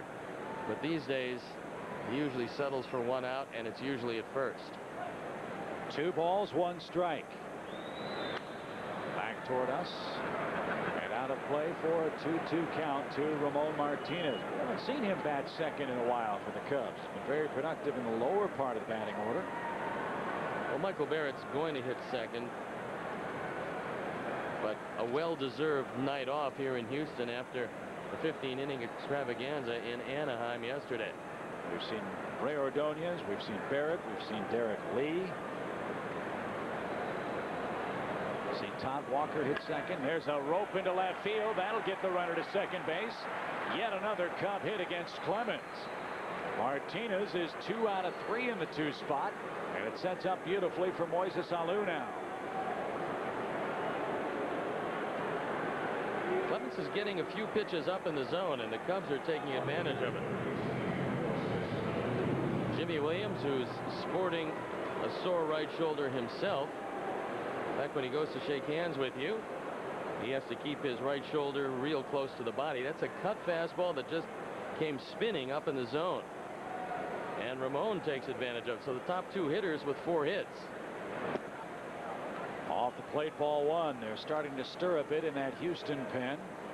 And this has been a bone of contention for the Astros fans and their manager, Jimmy Williams. They feel that he's been pulling his starters a little bit too frequently for their liking.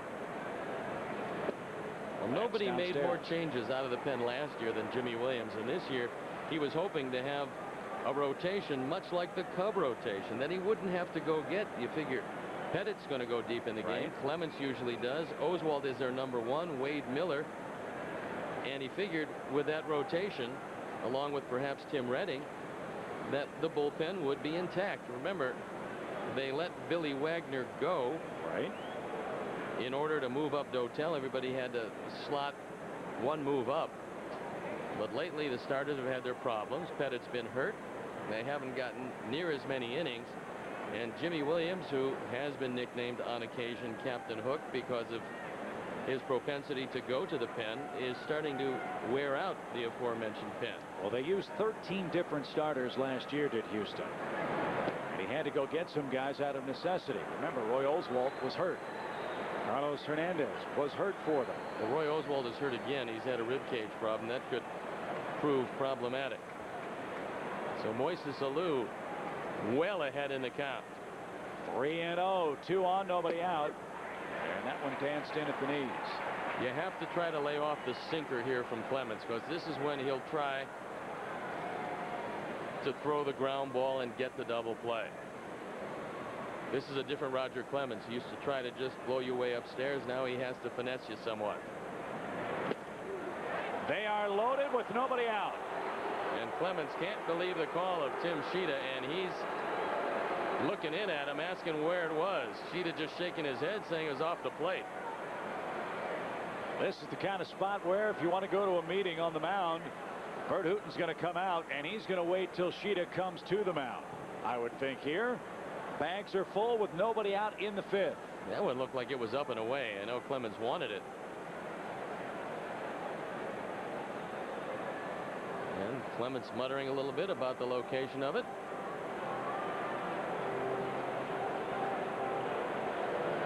And here comes Sheeta. Well, you've been in this kind of a meeting once or twice, I'm sure. Well, not many of my pitches got to the catcher. I was just hoping they'd hit it at somebody. How much latitude does the umpire have if Clemens wants to argue here? Now, he's not looking at Sheeta. Well, that's what they're doing. I mean, they're discussing the location of that, and he's talking about that's a pitch he really needs. And there is the younger brother of Jim Bollinger. You might remember him. He's a sidearm right-hander who was just recalled.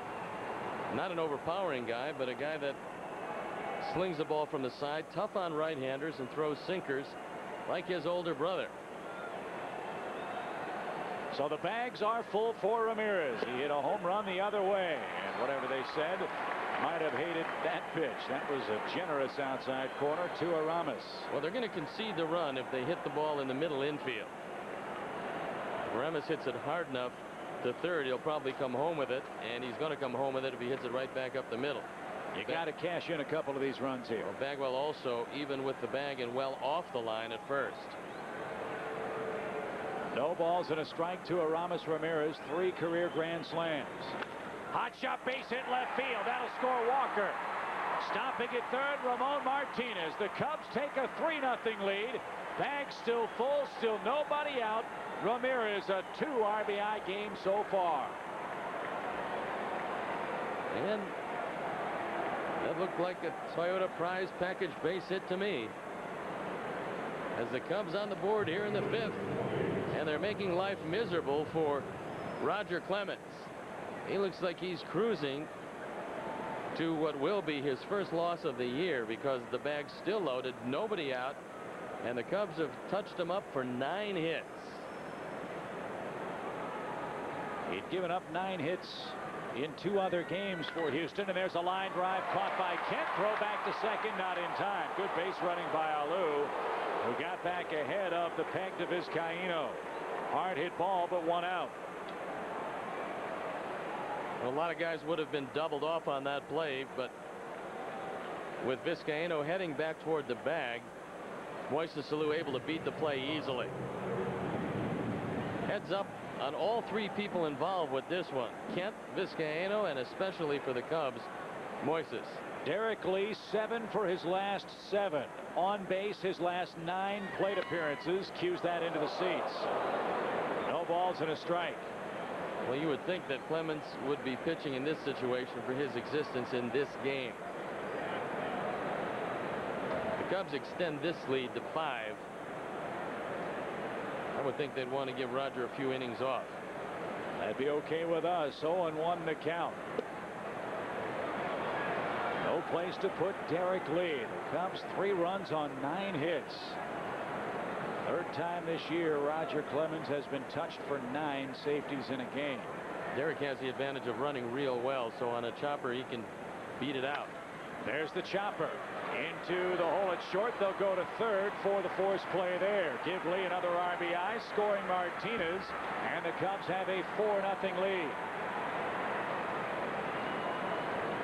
Alou forced at third. 6-5 to put out there. Ramirez at second, Lee at first. And it's good to see the Cubs, Steve, making consistent contact in this inning. They've been able to move runners up and across and have played it a pair here. Well, they've got a 4-run lead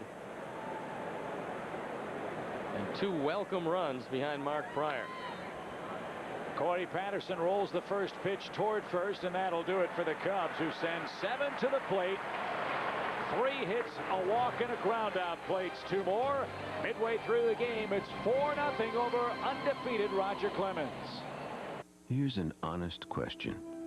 If we don't scream and shout or pound on the hood, and we offer you a great car with award-winning quality, rated a first for safety, that gets nearly 30 miles per gallon highway, for a car like that, would you expect this? Now get $3,000 cash back on the 2004 Buick LeSabre. Or if you're a current GM owner, we'll make that $5,000. It's time to see your Buick dealer. You can dodge a wrench, you can dodge a ball. What? This Friday, what's our team motto? Aim low. That's right. Get ready to dodge. You can dodge traffic, you can dodge a ball. Duck. Dip. I love you! I love you too. Joni loves Chachi. Dive. That's not good. And dodge. I think we should dig. I just threw up in my mouth a little bit. Dodgeball, a true underdog story. Rated PG-13. Friday, only in theaters. Frog. Frog.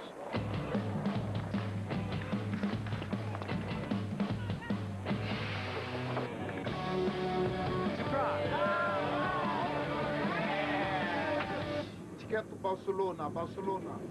Yeah, for Barcelona, Barcelona.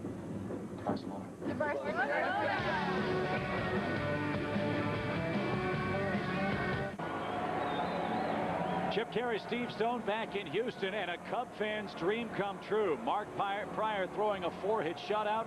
The Cubs offense with 4 runs, 9 hits, and Roger Clemens in danger of losing his first this year. Mark Pryor has 75 pitches, and we're not sure what the ceiling is, but we know that he's getting close. I would say about 90 pitches or so, so if he's extended it all this inning, this might be it for him. And the big question for both the Cubs and Astros, will the bullpens have enough strength in this game to get the job done in the 8th and 9th? Well, Clemens is hitting for himself despite being 4 runs down. That should tell you all you need to know about the Astro bullpen, and we know the Cubs bullpen has been used a whole lot. Well, Brad Lidge and Octavio Dotel, the 2 men assigned the 8th and 9th usually for Houston, both worked 2 innings yesterday and combined, Steve, to throw 86 pitches against Milwaukee. So neither one of them may be available tonight. And as for the Cubs, you have to wonder if Merker, Farnsworth, Hawkins would be available for the Cubs. Let's worry about that when we get to the late innings, hopefully with an even bigger lead than 4. Roger Clemens with a 1-2 count. Fists it into the seats and out of play.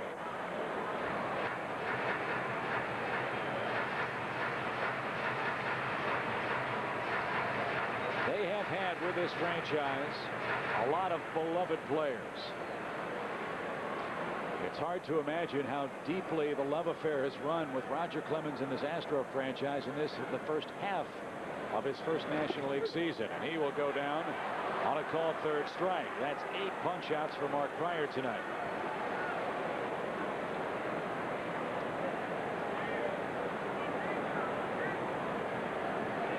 A lot of people want to compare the future of Mark Pryor with what Roger Clemens did early in his career. Through 51 starts, Pryor's ERA is lower, hasn't completed as many games as Clemens, who has been a horse during the course of his career. Then he came along at a different time, and he also came along in the American League, where you don't have to be taken down for a pinch hitter if you're losing late. Greg Biggio takes the ball low and away. 1 ball, no strikes. If anything, this will sound kind of crazy, but Mark's almost struck out too many men for the Cubs' liking tonight. That's not an indictment of him, but it's cost him 81 pitches, and he's only in the 5th inning tonight. Slow roller towards short. That'll be a welcome respite. Biggio down very quickly for out number 2.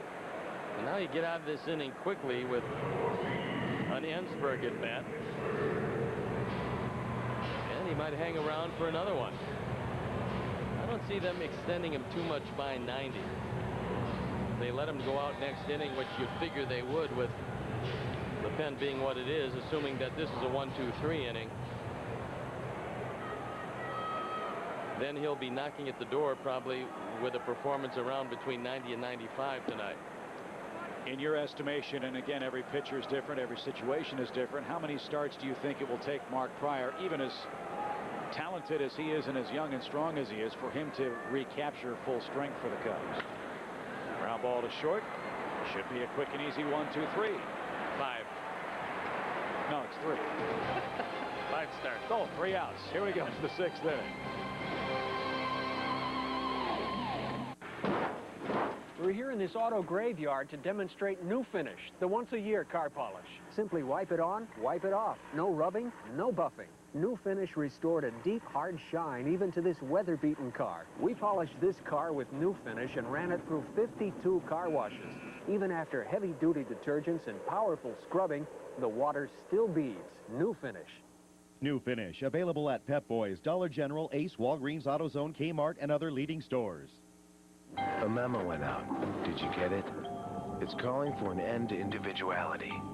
It says that movies should be formulaic. It demands style be ordinary. And sedans, well, they should just blend in. No leather interiors or navigation systems or powerful V6 engines. Funny, we never got that memo.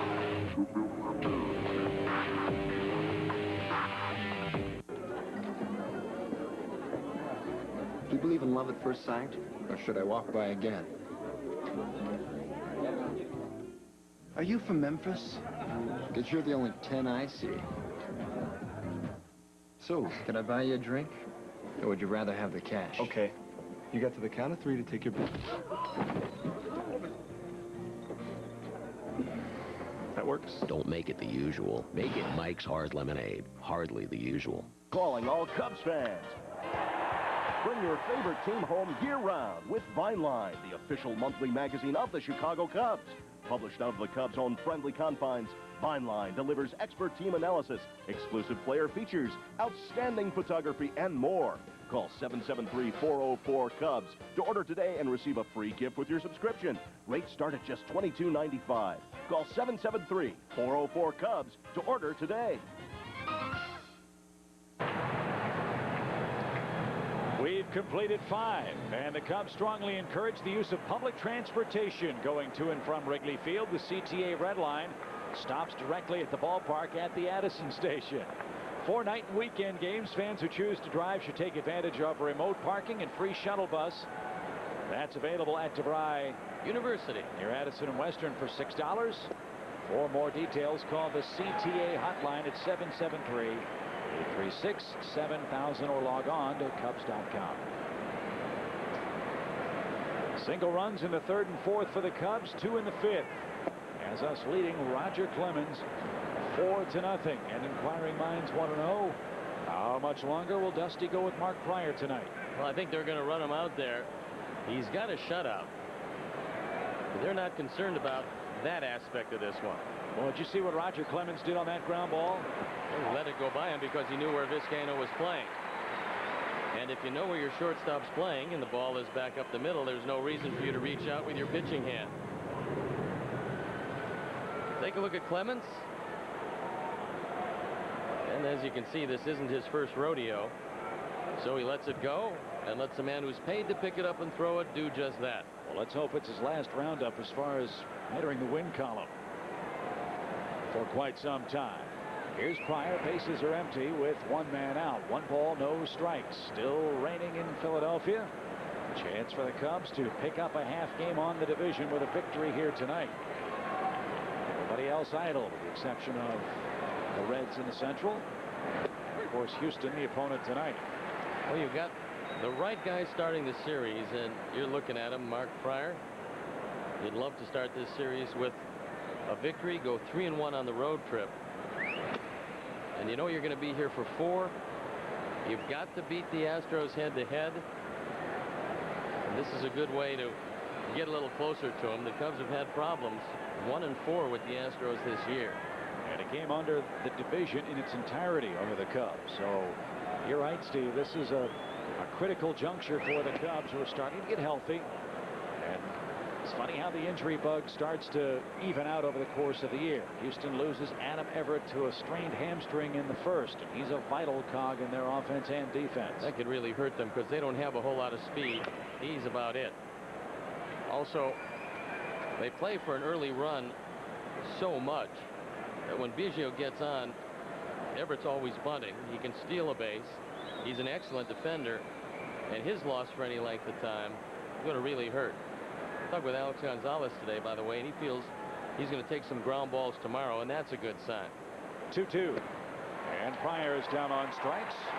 Roger Clemens has his 6th strikeout in this game, his 94th of the year, and 4,193 lifetime. There's the head-to-head matchup. And by looking at it, it's not hard to figure out why the Cubs are 1-4. They can certainly reverse that trend. They'll go a long way toward doing it in this series. The Cubs would gladly take 3 of 4 and not play the games.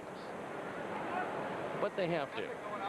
And in tomorrow's game 2 of the series, Carlos Zambrano against Wade Miller. Zambrano goes for win number 8. 1 ball, no strikes. That's another matchup that probably favors the Cubs because Carlos keeps the ball down, looking for his 8th win, throws some double plays, and he's not afraid of a short porch in left field. There's another high fly ball belted deep right field. Lane going back. He's gone as far as he can go, and Todd Walker has made it a 5-0 game. He needs the double for the cycle. With a career high of 13 home runs, he's just stroked his 9th. So the hero of yesterday's game is turning out to be one of the heroes of tonight's game, as the top 2 in the batting order have 5 hits. And this is a time, if you're Ramon Martinez, you don't lean out over the plate. Because he has 2 hits, a run, and an RBI as well. That fastball on the inner portion, thigh high, and gone. So another $30,000 for prostate cancer research, courtesy of Todd Walker's 9th home run this year. And there is the phone number if you want to donate. 800-798-CURE. Martinez pops that ball to the right side. Jeff Bagwell in foul ground has room for the one-handed catch, and that'll retire the side. A 2-out bomb hit by Todd Walker gives Mark Pryor and the Cubs a 5-run lead over the Rockets.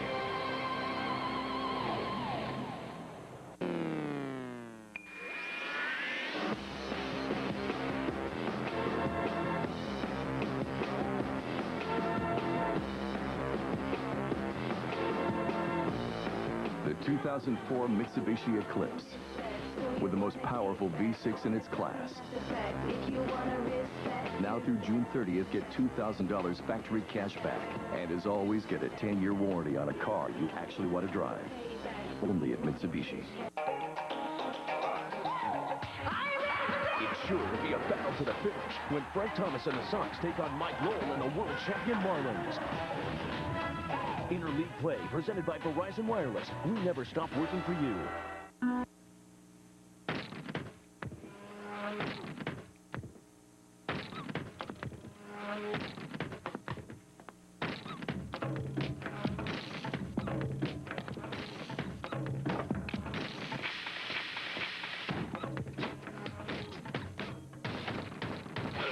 The Saturn Ion with dent-resistant side panels. Saturn of Elmhurst, 505 West Grand Avenue in Elmhurst. We knew that at some point our kids were going to come up against drugs. We decided that we were going to do something about it, that we were going to Be involved. be involved. I think storytelling is a really helpful tool that we have. We always go into the what if, you know. What if you're at a party and you really like this girl? What if whether she likes you or not depends upon whether you take drugs or not? We've practiced this so that if it actually happens to them, that it's not unfamiliar to them. Parents can make a huge difference. Sports show period tonight on Fox Sports Net. Well, Mark Pryor will go to work here in the 6th inning now with a 5-0 lead. Again, the pitch count, Steve, is of critical importance. Mark has got to be in the mid-80s. And Jimmy Anderson will be the first man out of the chute, it would appear. And don't be surprised if this inning moves along and a couple guys get on, if they take Mark down in the middle of the inning. Now, you look at the scoreboard, he's leading 5-0. He's only given up 4 hits, and he's been brilliant tonight. They're more worried about the pitch count than anything else. And if the Astros take a few pitches, it will hasten the departure of Pryor, who gave the okay to both Larry Rothschild and Dusty Baker because they both met with him in the dugout before the inning. That into the strike zone against Berkman. And the count evens to him at a ball and a strike. He's kept the ball inside real well. And that's why he's tied up Berkman so well. Over but low, 2-1 your count. 86 Pryor pitches in the game.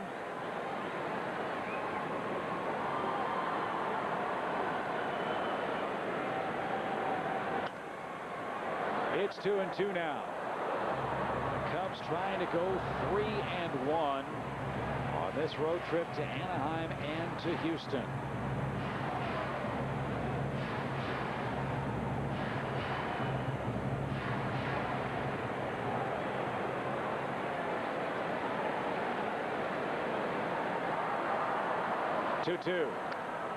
Talking with Jim Hendry before the game, and fine Cubs general manager said that when Berkman was in college, he was a first baseman, probably a few too many pounds overweight, and a lot of teams didn't figure that he could ever play major league outfield, let alone center field, where he played for a bit.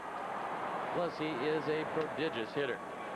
And they knew that he could swing the bat, but they wondered just how much power he would have. And as a switch hitter, a natural right-hand hitter, he says he's got 2 distinct different strokes. The reason why he's hit more home runs left-handed, the swing a little more uppercut.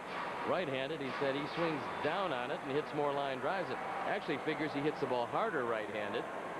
Just hits the ball up in the air a lot more and hits more home runs from the left side. Way more home runs from the left side. 13 of his 15 have come this year as a left-hand hitter. As you see the freshly shorn Jim Hendry. Carver College right near the hotel. That's exactly right.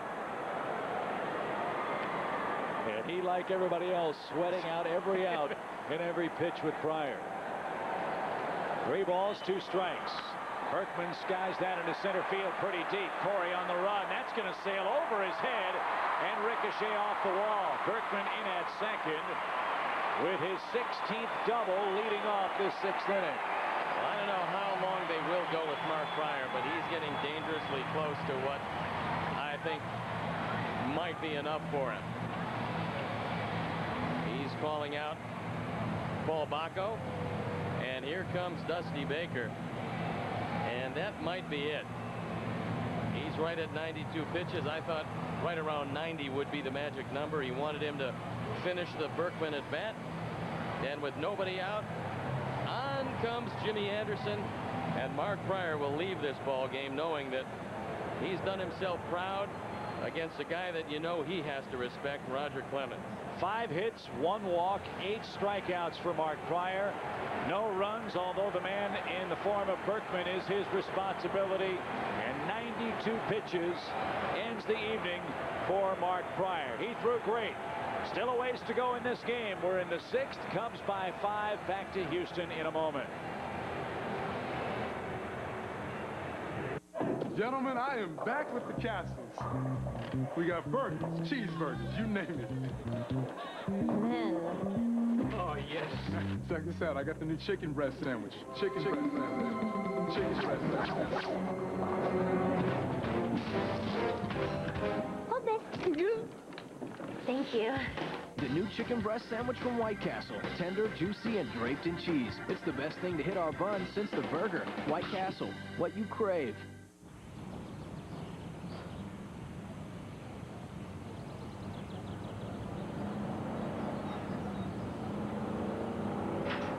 The 260 horsepower supercharged Grand Prix Comp G. The new 275 horsepower GXP. And now, the 350 horsepower GTO. Pontiac, fuel for the soul. Will my car be ready this afternoon like you promised? Yes. Will you use a bunch of lingo I won't understand? No. Will you try to sell me something I really don't need? No. Do you like Broadway show tunes? No. It's peak driving season. Come to Midas for great value and service every day. Lifetime guaranteed brake pads or shoes are just $89.95 installed. And they're guaranteed for as long as you own your car. For mechanics known for their work and their word. Trust the Midas touch. After our game, it's the Cubs post-game show. Gail Fisher and Dave Otto are standing by with all the highlights of Game 1 between the Cubs and the Astros. We'll dig in with Dusty Baker as well right after Game 1 here on Fox Sports Net. I think Dusty took out Mark Pryor at the right time. You don't know what's going to happen the rest of the way, but you do know 92 pitches is about enough for the young man who had real good stuff tonight. So Jimmy Anderson, who pitched the 10th in the ball game yesterday and had a 1-2-3 10th inning, comes on for the 7th time. The ERA 4.76. He inherits Berkman at second base. And the similarity between the Astros and the Cubs is this is a right-hand dominated lineup. You don't have much left-handed thunder, but Jimmy Anderson turns the ball over to the right-handers, and when he's right, he'll get a lot of ground balls. He'll get those right-handers hitting the ball to the left side, and the Cubs are hoping that's what happens because it's Kent, Bagwell, and the thorn in the side, Jose Vizcaíno, who will turn around and hit from the right side where normally he's not quite as effective. The other question is if Anderson has trouble, to whom do you go next? Dusty would like to avoid using Farnsworth. He'd love to avoid using Kent Merker. Probably Beltran. And he'd probably like to avoid using LaTroy Hawkins unless absolutely necessary as well tonight. That may not be possible, however, with this game having the importance it does. You also have John Lester picking up 3 innings in relief, although he's a guy that's used to starting. I'm not sure they're looking for anything from him tonight. Jeff Kent with a runner at second looks at a ball low from Jimmy Anderson. It's even now at 1 ball, 1 strike. Same scenario for the Astros. If you can get Clemens out of this game, it's not going to be easy for them to finish it out either. Well, this is a key hitter as far as the Cubs are concerned. 1-1 pitch. Kent fouls it away and is down to his last strike. And I say that because Bagwell's seen a whole lot of Anderson, and Jimmy's strength is Bagwell's strength. And that's low fastballs. Bagwell's hit a couple of home runs and hitting .292 against him lifetime.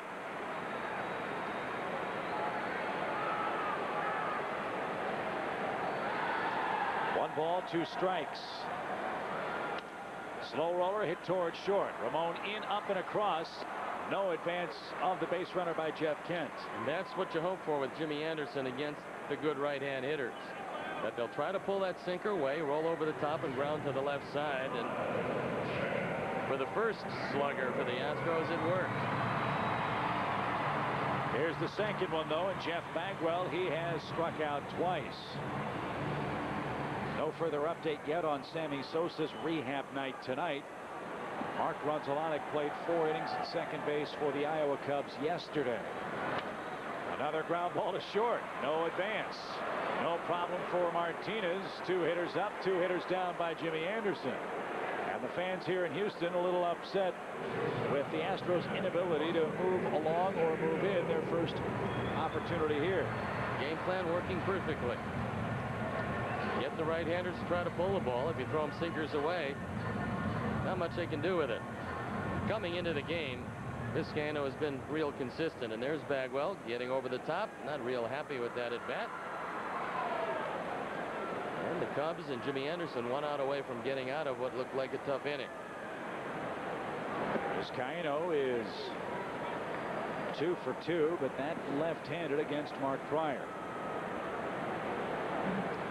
Vizcaino hitting .333 against Jimmy Anderson. It seems like Vizcaino's hitting .333 against every Cub pitcher.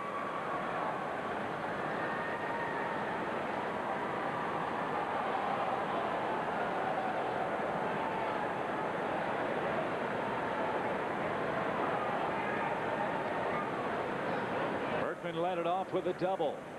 He's still anchored at second base. The ball misses low. 2 balls, no strikes. We are in the bottom of the 6th inning. The Cubs hammering Houston tonight.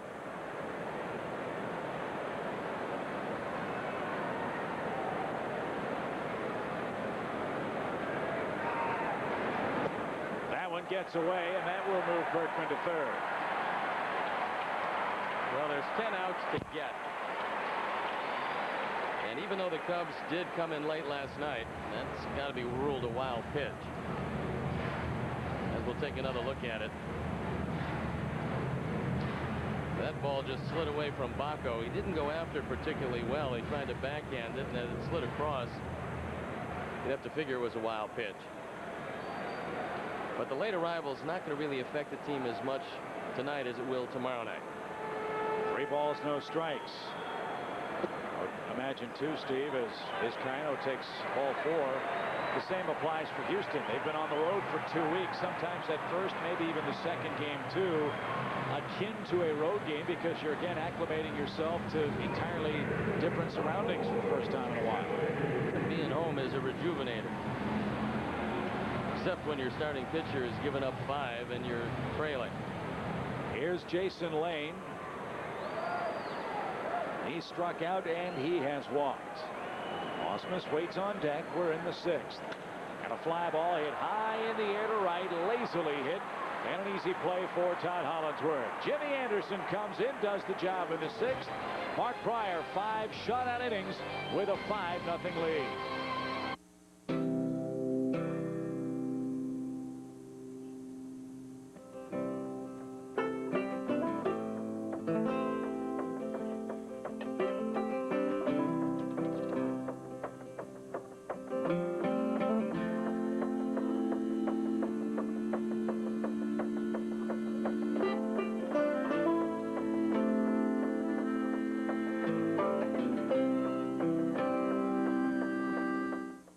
To fresh, no one does it like Subway. Behold our line of delicious low-fat sandwiches, made fresh with under 6 grams of fat. Pile on fresh veggies, and don't forget the fresh baked bread, because this is Subway, and this is how you eat fresh.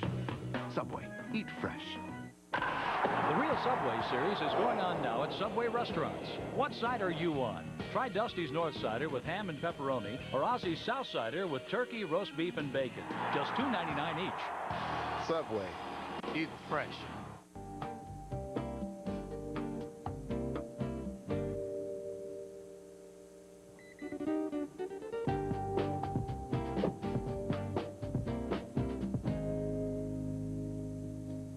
It will let out the seat for you. Take in the sides. Even adjust for the proper length. The Lexus ES with an advanced memory system. For those who appreciate a custom fit. At your Chicago area Lexus dealer.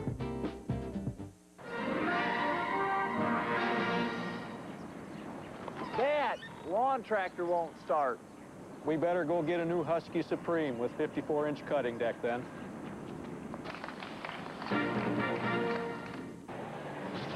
Well, our game summary tonight, Steve. The Cubs hit 2 home runs against Roger Clemens. That was more than enough for Mark Pryor, who went 5 innings and struck out 8.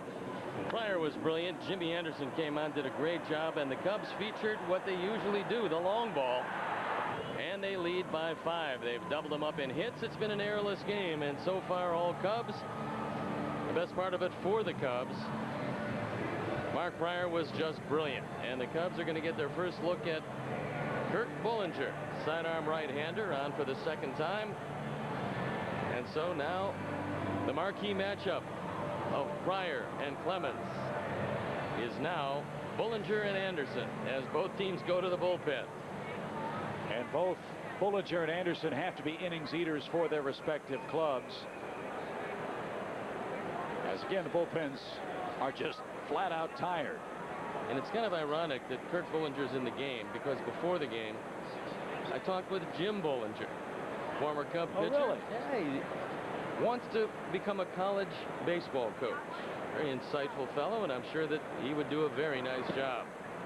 So we see his younger brother, who's not overpowering. In fact, I got the scouting report on him from the former Cub, Jim Bullinger. He said, look, he's not going to light up the radar gun, but the fastball moves, he drops from the side, and he's usually tough on the right-hander.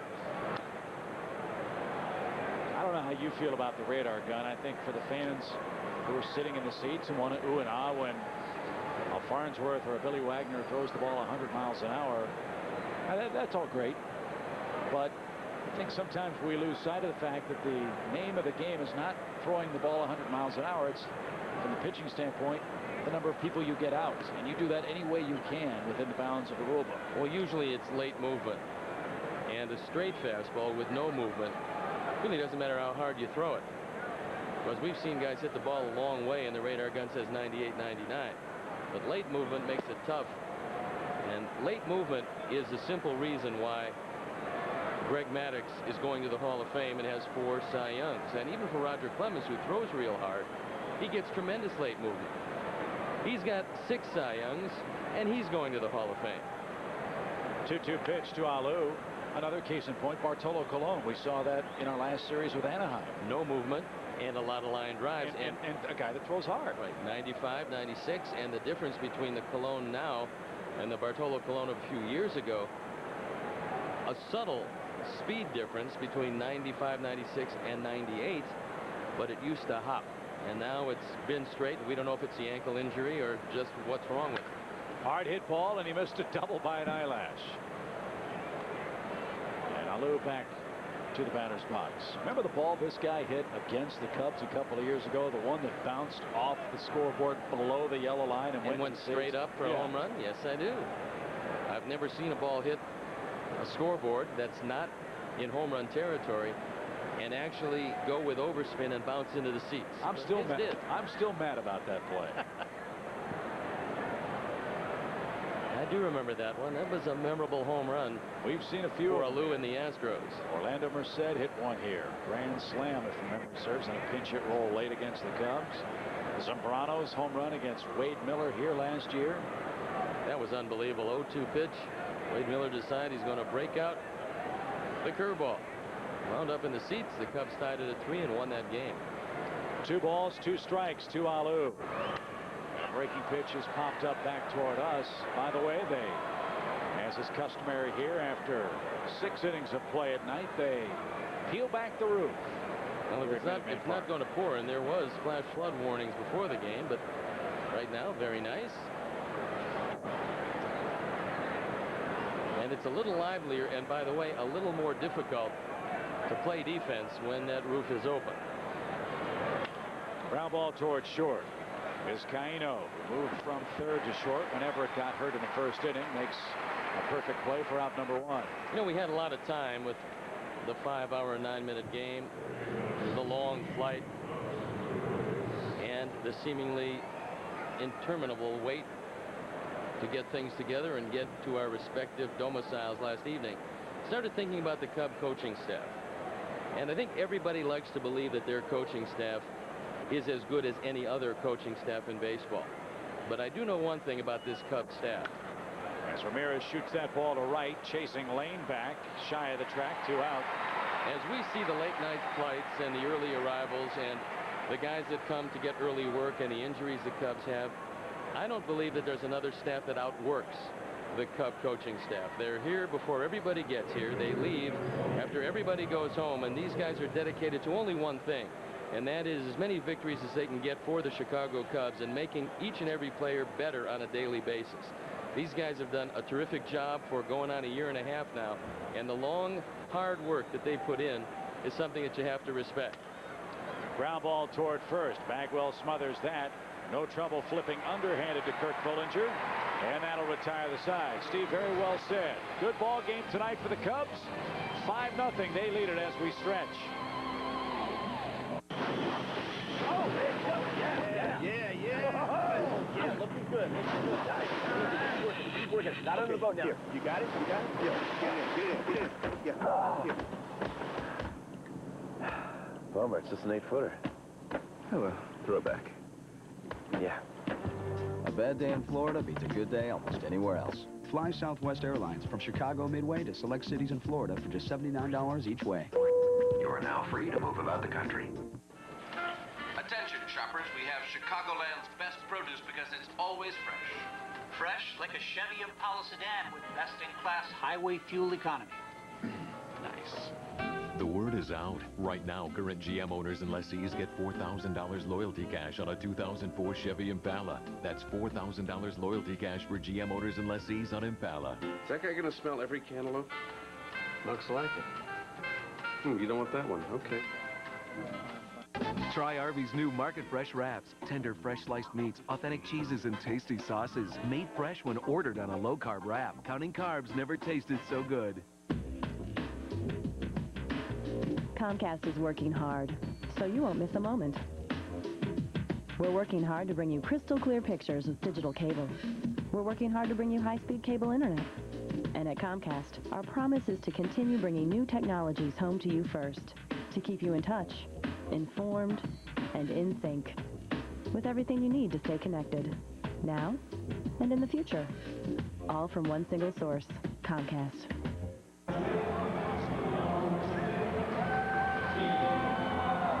Saturday, June 19th is Jewel Osco Day at Wrigley Field. Exciting prizes will be given out throughout the game. Don't miss the Cubs and the Oakland Athletics, June 19th on Jewel Osco Day.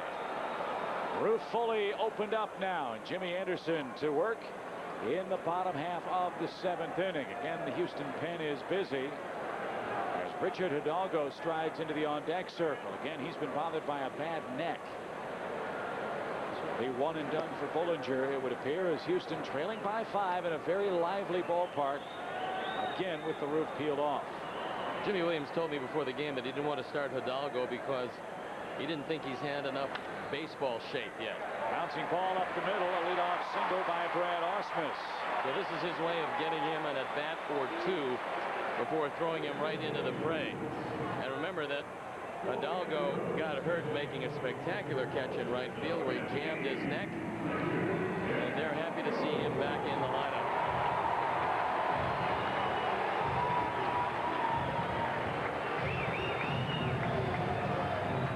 So Hidalgo for Bullinger, who worked a scoreless 7 for Houston. It was a perfect 7. Roger Clemens on the short end of a 5-0 game right now. Pryor can win it for the Cubs. Still, though, 9 outs to get. 1 ball, no strikes to Richard Hidalgo. This is a guy that had a monster year a few years back, hit 44 home runs, and they signed him to an egregiously large contract. He's got all kinds of skills. If you remember, he came up through the Houston system along with Bobby Abreu out of their Venezuelan connection. They let Abreu go. Abreu's turned into a star, and to a certain extent, so has Hidalgo. Houston doesn't have a hit with a man on base today. And that continues as Hidalgo rolls into an around-the-horn double play. They're 0 for 12 with a man on base tonight. Well, Jimmy Anderson just keeps sinking that ball away from the right-handers, and they keep hitting it to the left side.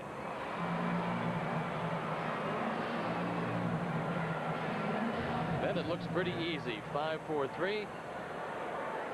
No chance at all for Ausmus to get close to Walker on the pivot. So Vidal go back and is retired on a double play for Craig Biggio. The Cubs bidding, by the way, to do something to Houston that has not been done here this year, and that is shut out Houston on their home turf. 0-1 is the count.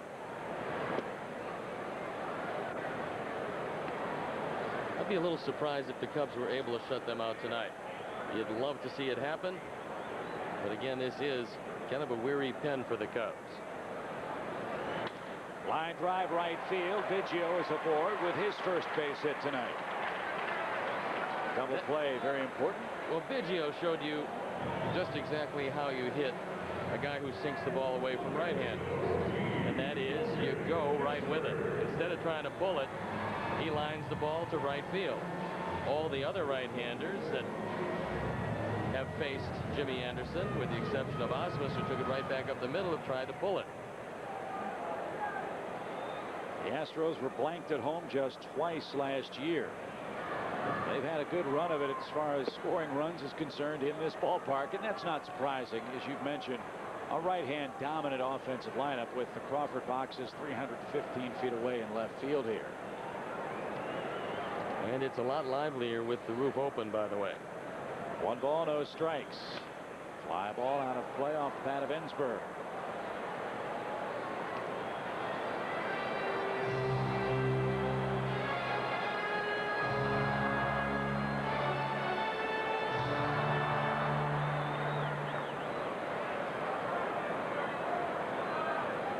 Anderson to the belt now, the 1-1 pitch. 1 ball, 2 strikes. And you'd love to get out of this with Ensberg and leave Berkman in the on-deck circle. Even though he's a much bigger threat for power from the left side, he is hitting .333 as a right-hand hitter.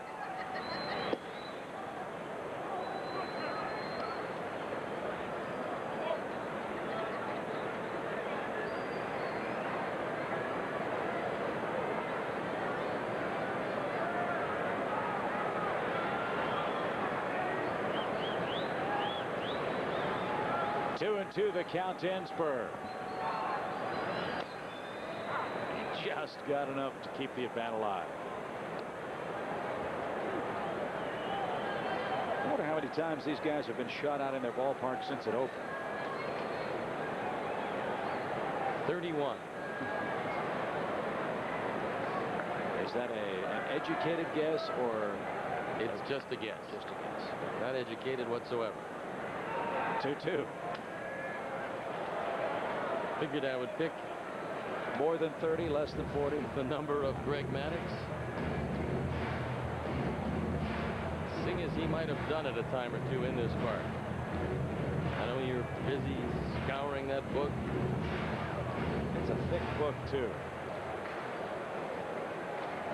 As much information as we will ever need or want about those 2004 Houston Astros. Probably too much. 2 balls, 2 strikes. Cubs by 5. They've out hit them 10-7 tonight. And it's full to Ensberg, 3-2. You're lurking around the danger zone here with Berkman waiting on deck next. And if you don't get Ensberg, and you don't want to do it, but you probably have to get that bullpen up and going. So this becomes a real big pitch for Jimmy Anderson.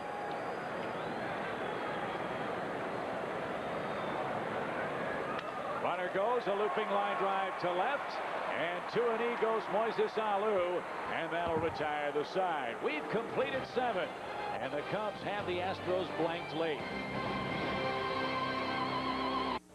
Cubs baseball is brought to you in part by Cadillac, bold vehicles defying convention. Robert Morris, Real College for the real world. And by Nissan, who invites you to shift the way you move through the world.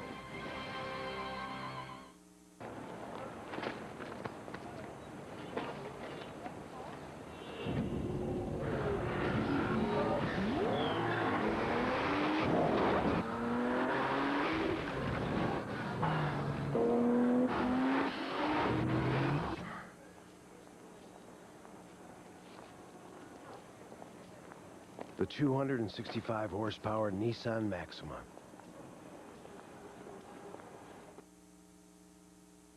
Robert Morris College is one of the largest private colleges in the state. We awarded more bachelor's degrees in business management than any other private college in Illinois. A school where everything is cooking, where students design a path towards their future and turn their dreams into reality. A college that will test one's inner strength and create a competitive attitude. It all leads to a collegiate experience that's like no other. Robert Morris College.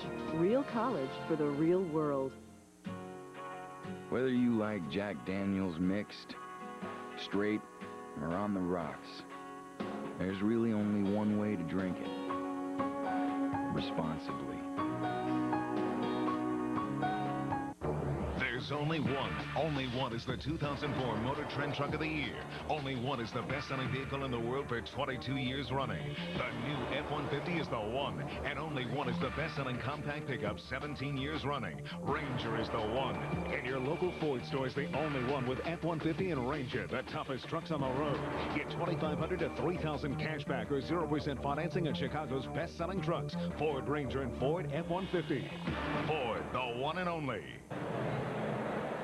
Steve, a look at our upcoming schedule brought to you by Kraft Eye Institute. A couple of time changes on the schedule against these Astros and against the St. Louis Cardinals on the road.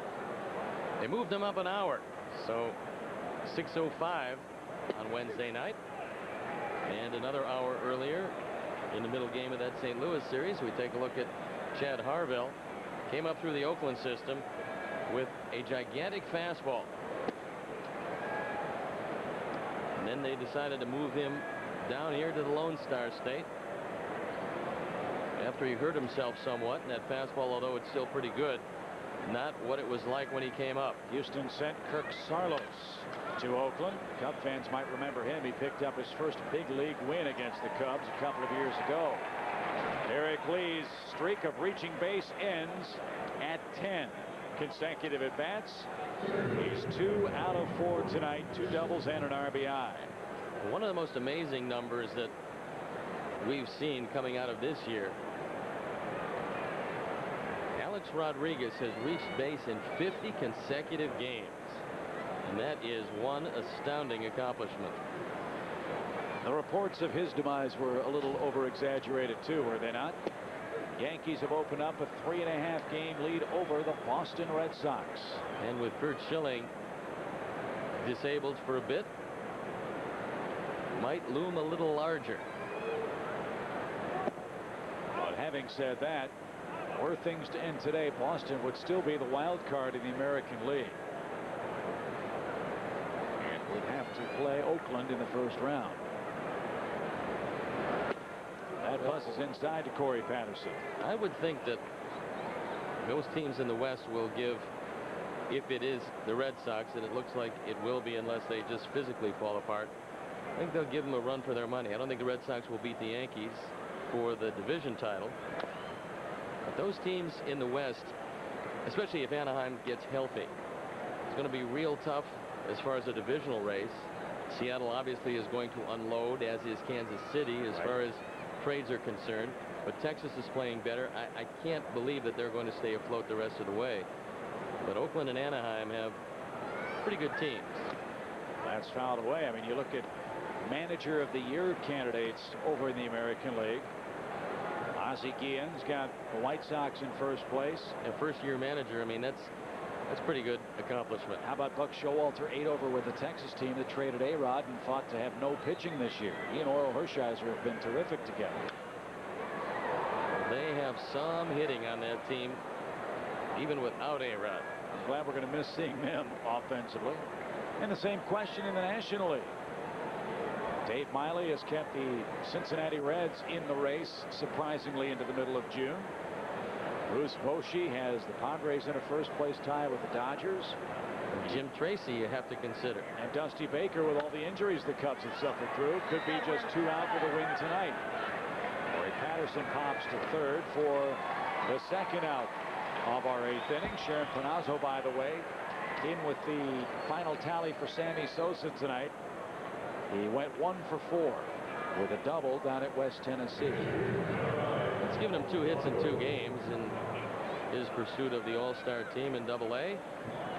Let's hope that he just plays one more game and the Cubs see Sammy in right field when they head home to take on the Oaklands over the weekend. Paul Bacco with the bases empty, 2 outs, looking for his first base hit tonight. 5-0. The Cubs jumped on Roger Clemens for 5 earned runs, 10 hits, including 2 home runs. It'll be, if things stay the way they are, the first time in 13 decisions that Roger Clemens has been beaten. Over, but low. 1 ball, 1 strike to Bacco. The Cubs figured that it would be a tough June, and they knew that this would be a tough road trip. They battled long and hard, 15 innings yesterday to take that series 2 of 3. And they're trying to make it a 3-1 road trip with a win here tonight. And 3 left to go, 3 night games against these same Astros. You win this one tonight, the Cubs go a game over 500 this month at 7-6. And they're within a game or so of last year's division winning pace as far as the record is concerned. And again, you can't help but admire what this team has been able to do from top to bottom. With all the injuries, with all the adversity, here the Cubs are on the brink of being just 2 games out of first place and getting healthier by the day. Pulled toward first and foul past Bagwell. I don't think you can really judge a division-winning team this year on what happened last year, because I think it's going to take more than 88 wins. And the Cubs do have a better team this year than they had last year. We just haven't seen it yet. The question is getting everybody back. Derek Lee has really heated it up as advertised. And the guys are starting to come back slowly. Bacco coaxes a 2-out walk. Jimmy Anderson will stride to the plate here in the 8th inning. This is his first at bat of the year. So you got to just swing real hard in case he hits something. Hope it's not the catcher, the umpire, or yourself. You can hit the catcher's glove. It's not necessarily a bad thing. You're at first base. To do that, you take a gigantic step backwards, though. Catchers like that. Oh, yeah. A strike from Harville. 0-1 is your count. Harville's still throwing in the mid-90s, but it used to be the high 90s consistently.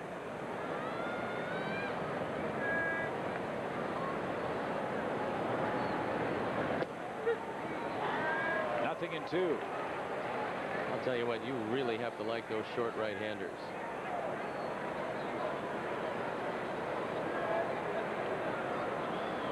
Billy Wagner's not the tallest of pitchers. He's a left-hander. They'll take the left-handers any size they can get them. Over the mound, Harville gloves and flips to first in time. He hadn't played low enough to handle Jimmy Anderson in the 8th. 5-0. Cubs on their way tonight. Toyota's summer tent event is on, and now's a great time to get a new SUV. Sequoia, 4Runner, Highlander, RAV4. Hurry now for big savings on Toyota's great lineup of 5 SUVs. I don't want to spend a lot of money. Get 0 financing for 36 months on a new 04 Highlander, or go for 1.9 financing on a new RAV4.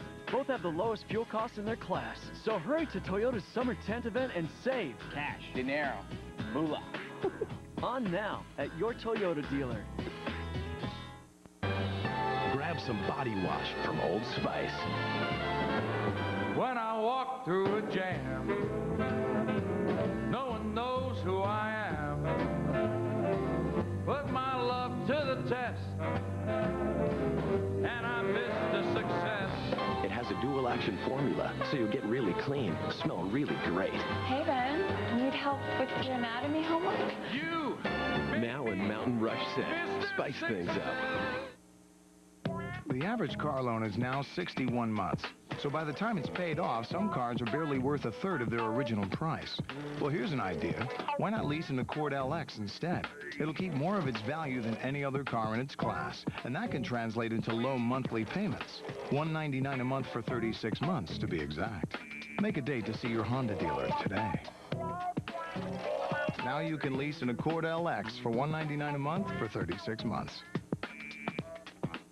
New York with Max Kellerman. Weeknights on Fox Sports Net. It's time for a Cadillac in-game update. I'm Gail Fisher inside the Fox Sports Net newsroom. A short slate in the major leagues tonight, but a couple of scores to get you caught up on. Cleveland pounces on Baltimore. Jake Westbrook pitches a complete game shutout, a 4-hitter as Cleveland wins at 14-0. Cincinnati and Philadelphia just resumed play after a rain delay. The Reds up 4-3 in the top of the 4th. Before the rain fell, Jim Thome hit career home run number 400. Now let's send it back to Houston. All right, Gail, thank you very much. And go Phillies go from the Cubs standpoint. Cincinnati's having all kinds of pitching problems. They were battered against the Oakland A's. They blew 3 straight saves against the Cleveland Indians. And now they're in a 1-run game, albeit leading after 3 at the new home of the Philadelphia Phillies tonight.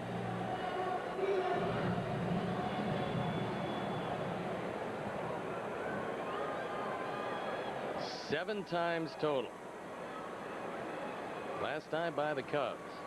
So I was close. I guess 31.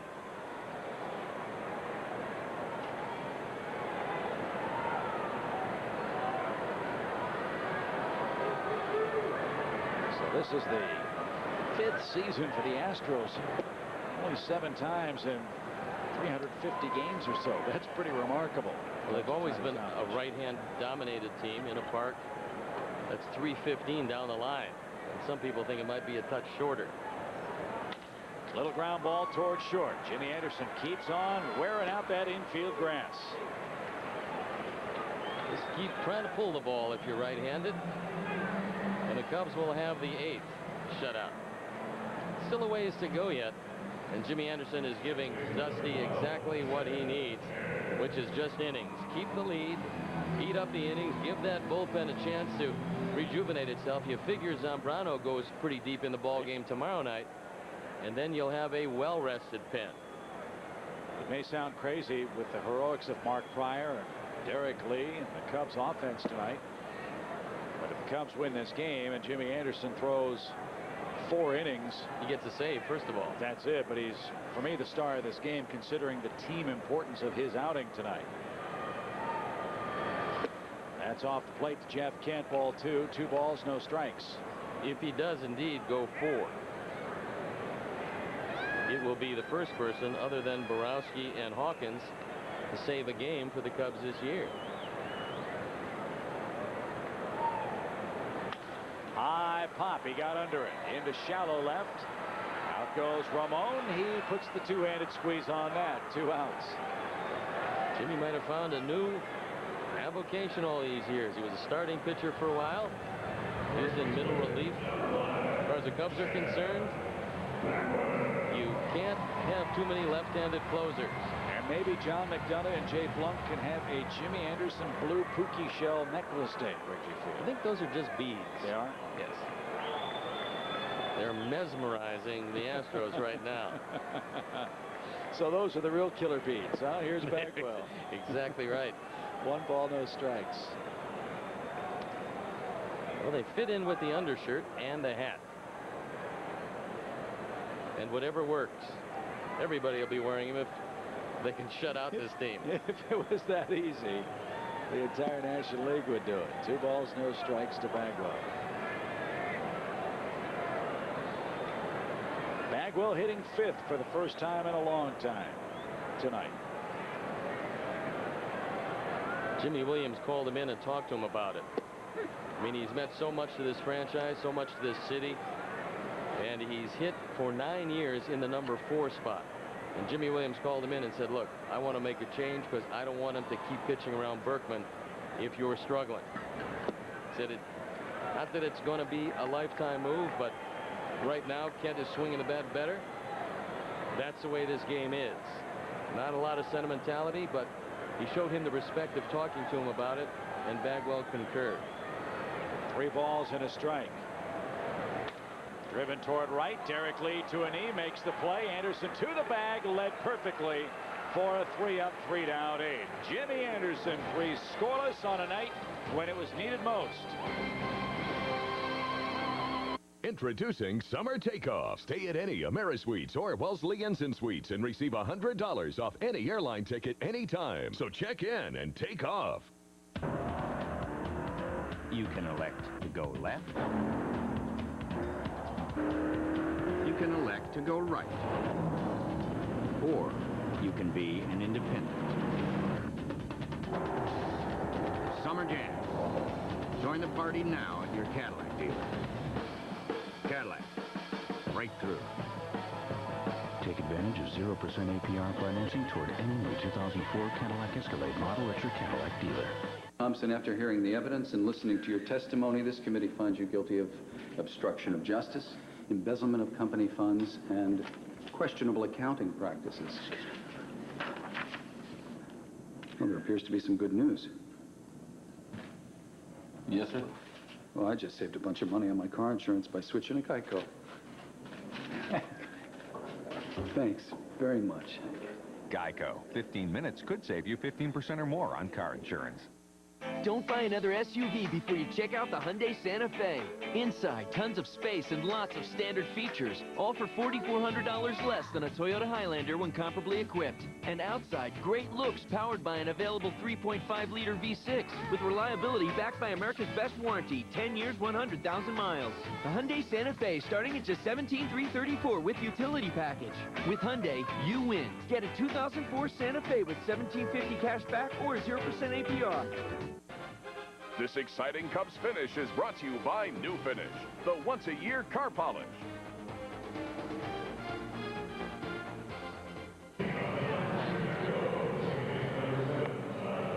Our producer of Cubs baseball on Fox Sports Net is Bob Albrecht. Tonight's game directed by Dave Turner, our associate producer, Joe Cornell. Our production manager, Moheen Ramsey. Hey, Moheen, getting a little short on the shirts. The executive producer, Josh Wine. And our vice president of programming is Don Graham. That's exactly right. As the season moves along, you know, the shirts, for whatever reason, not only get smaller, but well, they also, there's fewer of them. We work out so exhaustively. We wend our way through most of the shirts.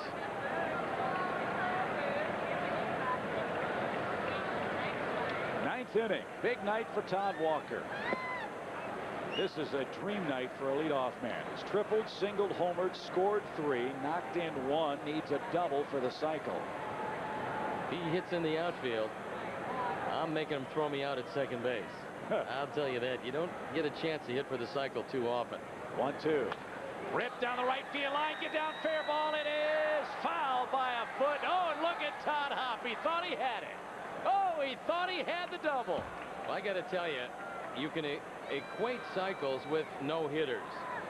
They're close to one another as far as accomplishments are concerned. He had the toughest part of it, the triple in the third, and he missed the double by an eyelash. Watch it again. We'll slow it down. If it's fair, it's a double, and he missed by maybe an inch. Now, it wasn't as dramatic as when Joe DiMaggio's long hitting streak was stopped, but Todd Walker took a hop and kicked the dirt when he got close to that first base bag when he saw the ball was foul.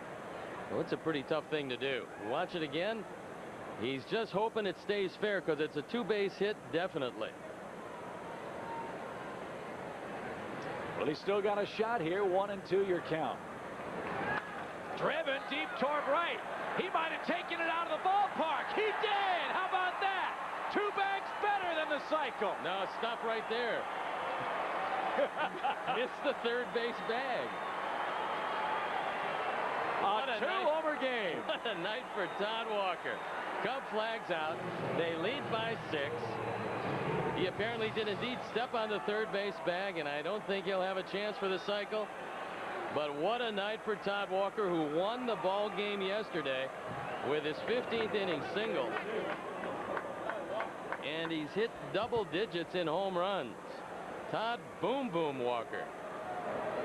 Let's make him fly into the next town on the road trip at 2 o'clock in the morning all the time. He got a high fastball and hit it out. Fifth multi-homer game of his career, a 352-foot rocket to right. And the Cubs have a 6-0 lead. I would imagine, Steve, that he will be fined in the Kangaroo Court for not hitting the double. I think he'll be fine for that big hop around first base. Yeah. Another shot to right. This one off the bat of Ramon, who's had quality at bats all night tonight. Another $30,000, by the way, from Todd Walker in support of prostate cancer research, as the Cubs have hit 3 tonight, most unexpectedly, with Roger Clemens starting for Houston.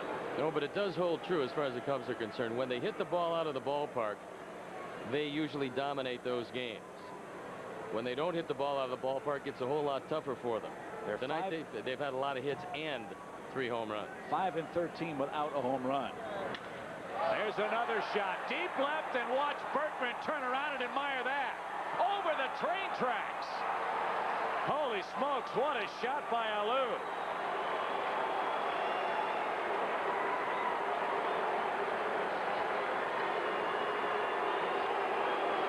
So a very profitable night for Michael Milken and his folks fighting prostate cancer. Another 30 grand, 120 grand in total, and the Cubs blasting away tonight. Moises among the league leaders. He's hit 16. He's driven in 40. And Berkman never moved. As soon as that ball was hit, he just knew it was going to go seemingly forever.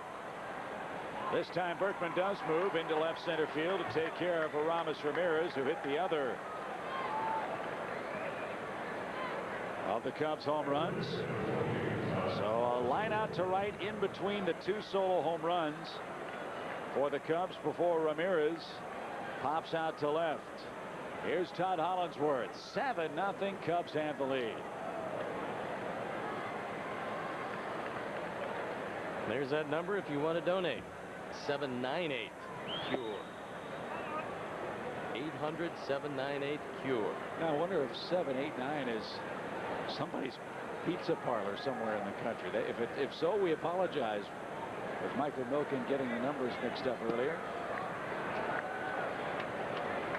Great cause. Cubs have certainly helped that.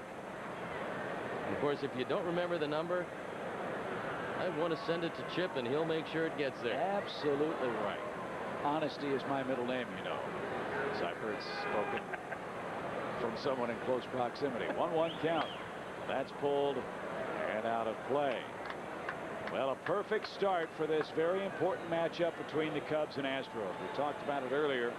Houston had won 4 of the first 5 games.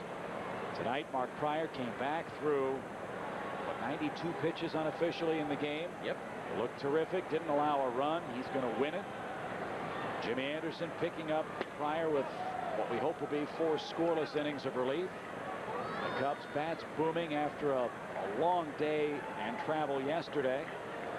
Jimmy Anderson coming out of the pen with so far 3 brilliant innings of relief. Cubs, if all holds here, will trade places with Houston in the standings. Harville strikes out. Hollandsworth looking, but not before the booming bats of Walker and Alou add 2 more to the total. It's 7-0 going to the bottom of the 9th inning.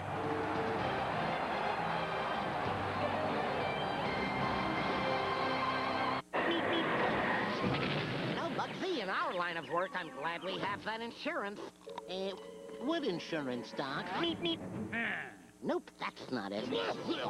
The one that pays you cash if you get hurt and can't work. And it's right on the tip of my bill. Flapjack. Aflac. Ask about it at work. Tink, I knew the name all along.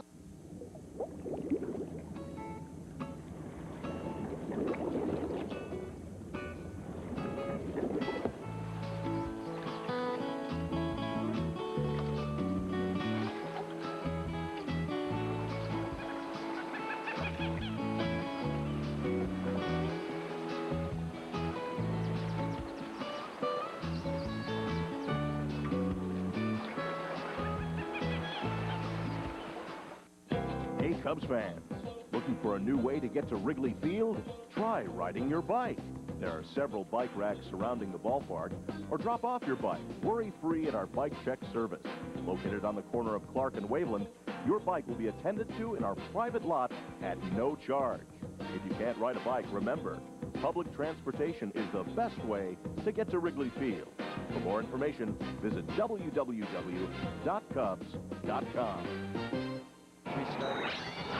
Let's take a look at the night, Steve, of Mark Pryor. He is in line to win his first game of this 2004 season. Well, as we've seen so often, he had the electric fastball, the real good sharp-breaking curveball, and he was around the plate with everything. He did get to 92 pitches a little quicker than he would have liked, but one of the reasons is he struck out all those Astros. And he hated being below 500. And when this holds up, he'll be back to 1-1, and he is our Hyundai player of the game. So Jimmy Anderson chasing down his first career save tonight. He's got Vizcaino, Lane, and Osmus at a 7-0 lead. Again, Houston's only been shut out 7 times. History here in Houston's new ballpark. Good start, 1 out in the 9th. They retired Vizcaino. Yahoo! Tossed in the game ball.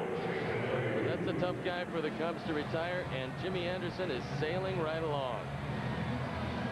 Here's Lane, 0 for 2 with a walk. Again, the Astros playing a bit shorthanded tonight, with Mike Lamb not with the team. Adam Everett pulled a hamstring in the first inning. They had to bring Ensberg in to replace him. I would think that Everett, just for precautionary reasons, should miss the next 3. Well, I thought that, and you know, if Roy Oswald's rib cage is bothering him, go ahead and take a couple of months off and get it ready for 05. Popped up out of play. We say that, of course, tongue-in-cheek. They're both terrific young talents. And Everett means a lot to this team because he gives them something that they don't have a lot of, and that's flat-out speed and the ability to consistently move along base runners. He left early in this one, and we'll have to see exactly what the medical report is tomorrow. We know it's a strained hamstring, but the severity of those are really something that you can spend a long time hurt, or you can come back in a relatively short time. We've seen them linger for months. There have been a lot of them in baseball this year, too.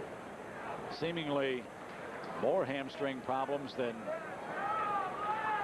we've seen in one season in quite some time. And it's big name players coming up with them, too. And tonight it was Adam Everett's turn to be felled by the hamstring problem. 1 ball, 2 strikes to Jason Lane. The Cubs are going to beat Mark Pryor beat Roger Clemens, I beg your pardon, for the first time as a National League pitcher. Well, they're going to beat him after 9 consecutive wins. That's a long, long streak. Line into left center field. Lane is 1 for 3.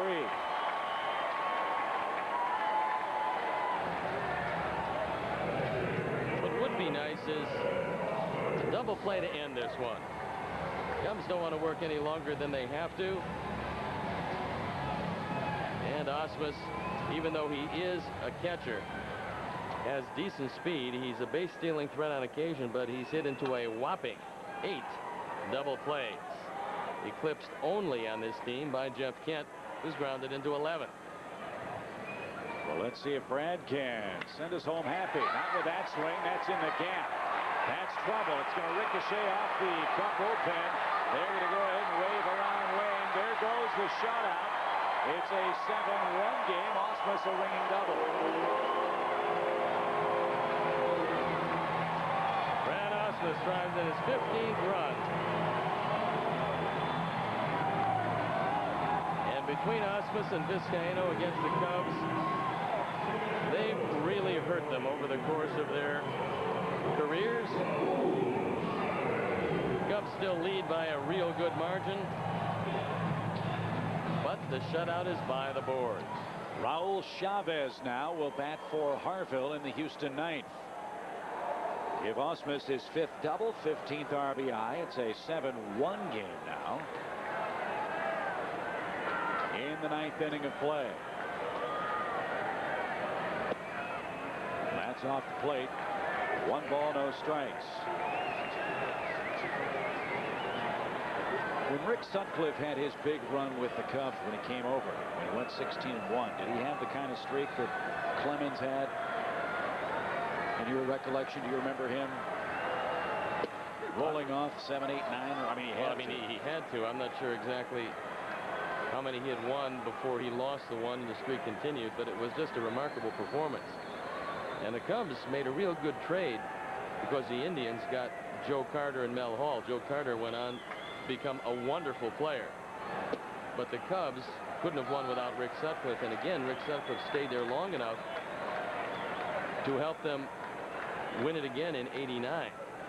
And he came very close to winning the Cy Young Award again in 1989. And there's a look at the man they called the Red Baron, the guy that provided so many thrills to the Wrigley Field faithful. I mean, I think we who never played the game but broadcast it and love it and watch it from our perch have no concept at all how tough it is to win one major league game, much less 9 in a row or 16 out of 17, or as you did, 25 in one season. Well, it was just a great run for Rick Sutcliffe, and Dallas Green made the trade at the perfect time because out of spring training it looked like this team was going to finish well up the track, and then he started to assemble a lot of guys from Philadelphia. He had Dernier, he brought in the Sarge, he had Moreland. Sandberg was coming of age, but they needed one more little push to get over the top, and he gave up a very good player and got the pitcher that actually put him over the top, and that team won 96 games that year. Grounded towards second. Todd Walker will smother that, and one more out to get here in the 9th inning. Cubs up by 6. So I mean, everybody thinks as a GM that you're going to make trades where you're going to get a terrific player and you're going to give away nothing and it's going to work out well for the next 5 years. But in reality, the best trades are the trades that aid both teams, because then you can go ahead and make another deal with that guy. And the Cubs were able to do it then. Dallas Green did a nice job of it. Jim Hendry has done a great job of trading and making this team a whole lot better. I mean, look at our third baseman.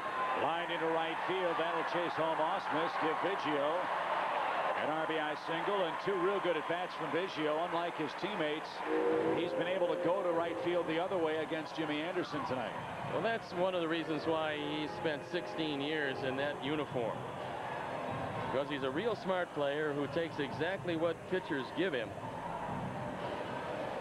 And the 2 at-bats against Anderson have yielded a couple of base hits, and he's driven in 28. Nice total for a leadoff hitter. And I would guess you'd say, too, the caveat with regards to those trades is you can't help if a player gets hurt. I mean, I know Cub fans still gnash their teeth over Brock Broglio. Ernie Broglio was a heck of a pitcher, but he got hurt. Lou Brock, of course, went on to become a Hall of Famer with the Cardinals. Well, teams have always traded a lot of tomorrow for a little bit of today. That's how John Smoltz got to Atlanta for Doyle Alexander. That's how Jeff Bagwell got here for Larry Anderson. You have to make those trades when you're in contention. It doesn't come around that often. I asked Lou Gorman, who was then the general manager in Boston, about the Bagwell-Anderson deal. I asked him, would you make that trade again, knowing what you know now? He said, absolutely I would. And I said, why? He said, very simply, when you have an obligation to your fans and your organization. You don't worry about tomorrow if you have a chance to win the World Series now. We felt that Larry Anderson was an important part of our team and our bullpen and would push us over the top. It didn't work out that way for them, but they took the chance to try to win that ever-elusive championship for the Red Sox faith. Beltran and Hawkins loosening in the pen, but that will probably be about it. What a night for the Cubs. They blast away in Houston, hit 4 home runs, beat the Stros 7-2. They beat Roger Clemens for the first time, and by the way, raised over $120,000 for prostate cancer research. Thanks for helping keep Dad in the game. Stoney, what a night. Mark Pryor his first win, Roger Clemens his first loss, Jimmy Anderson his first save.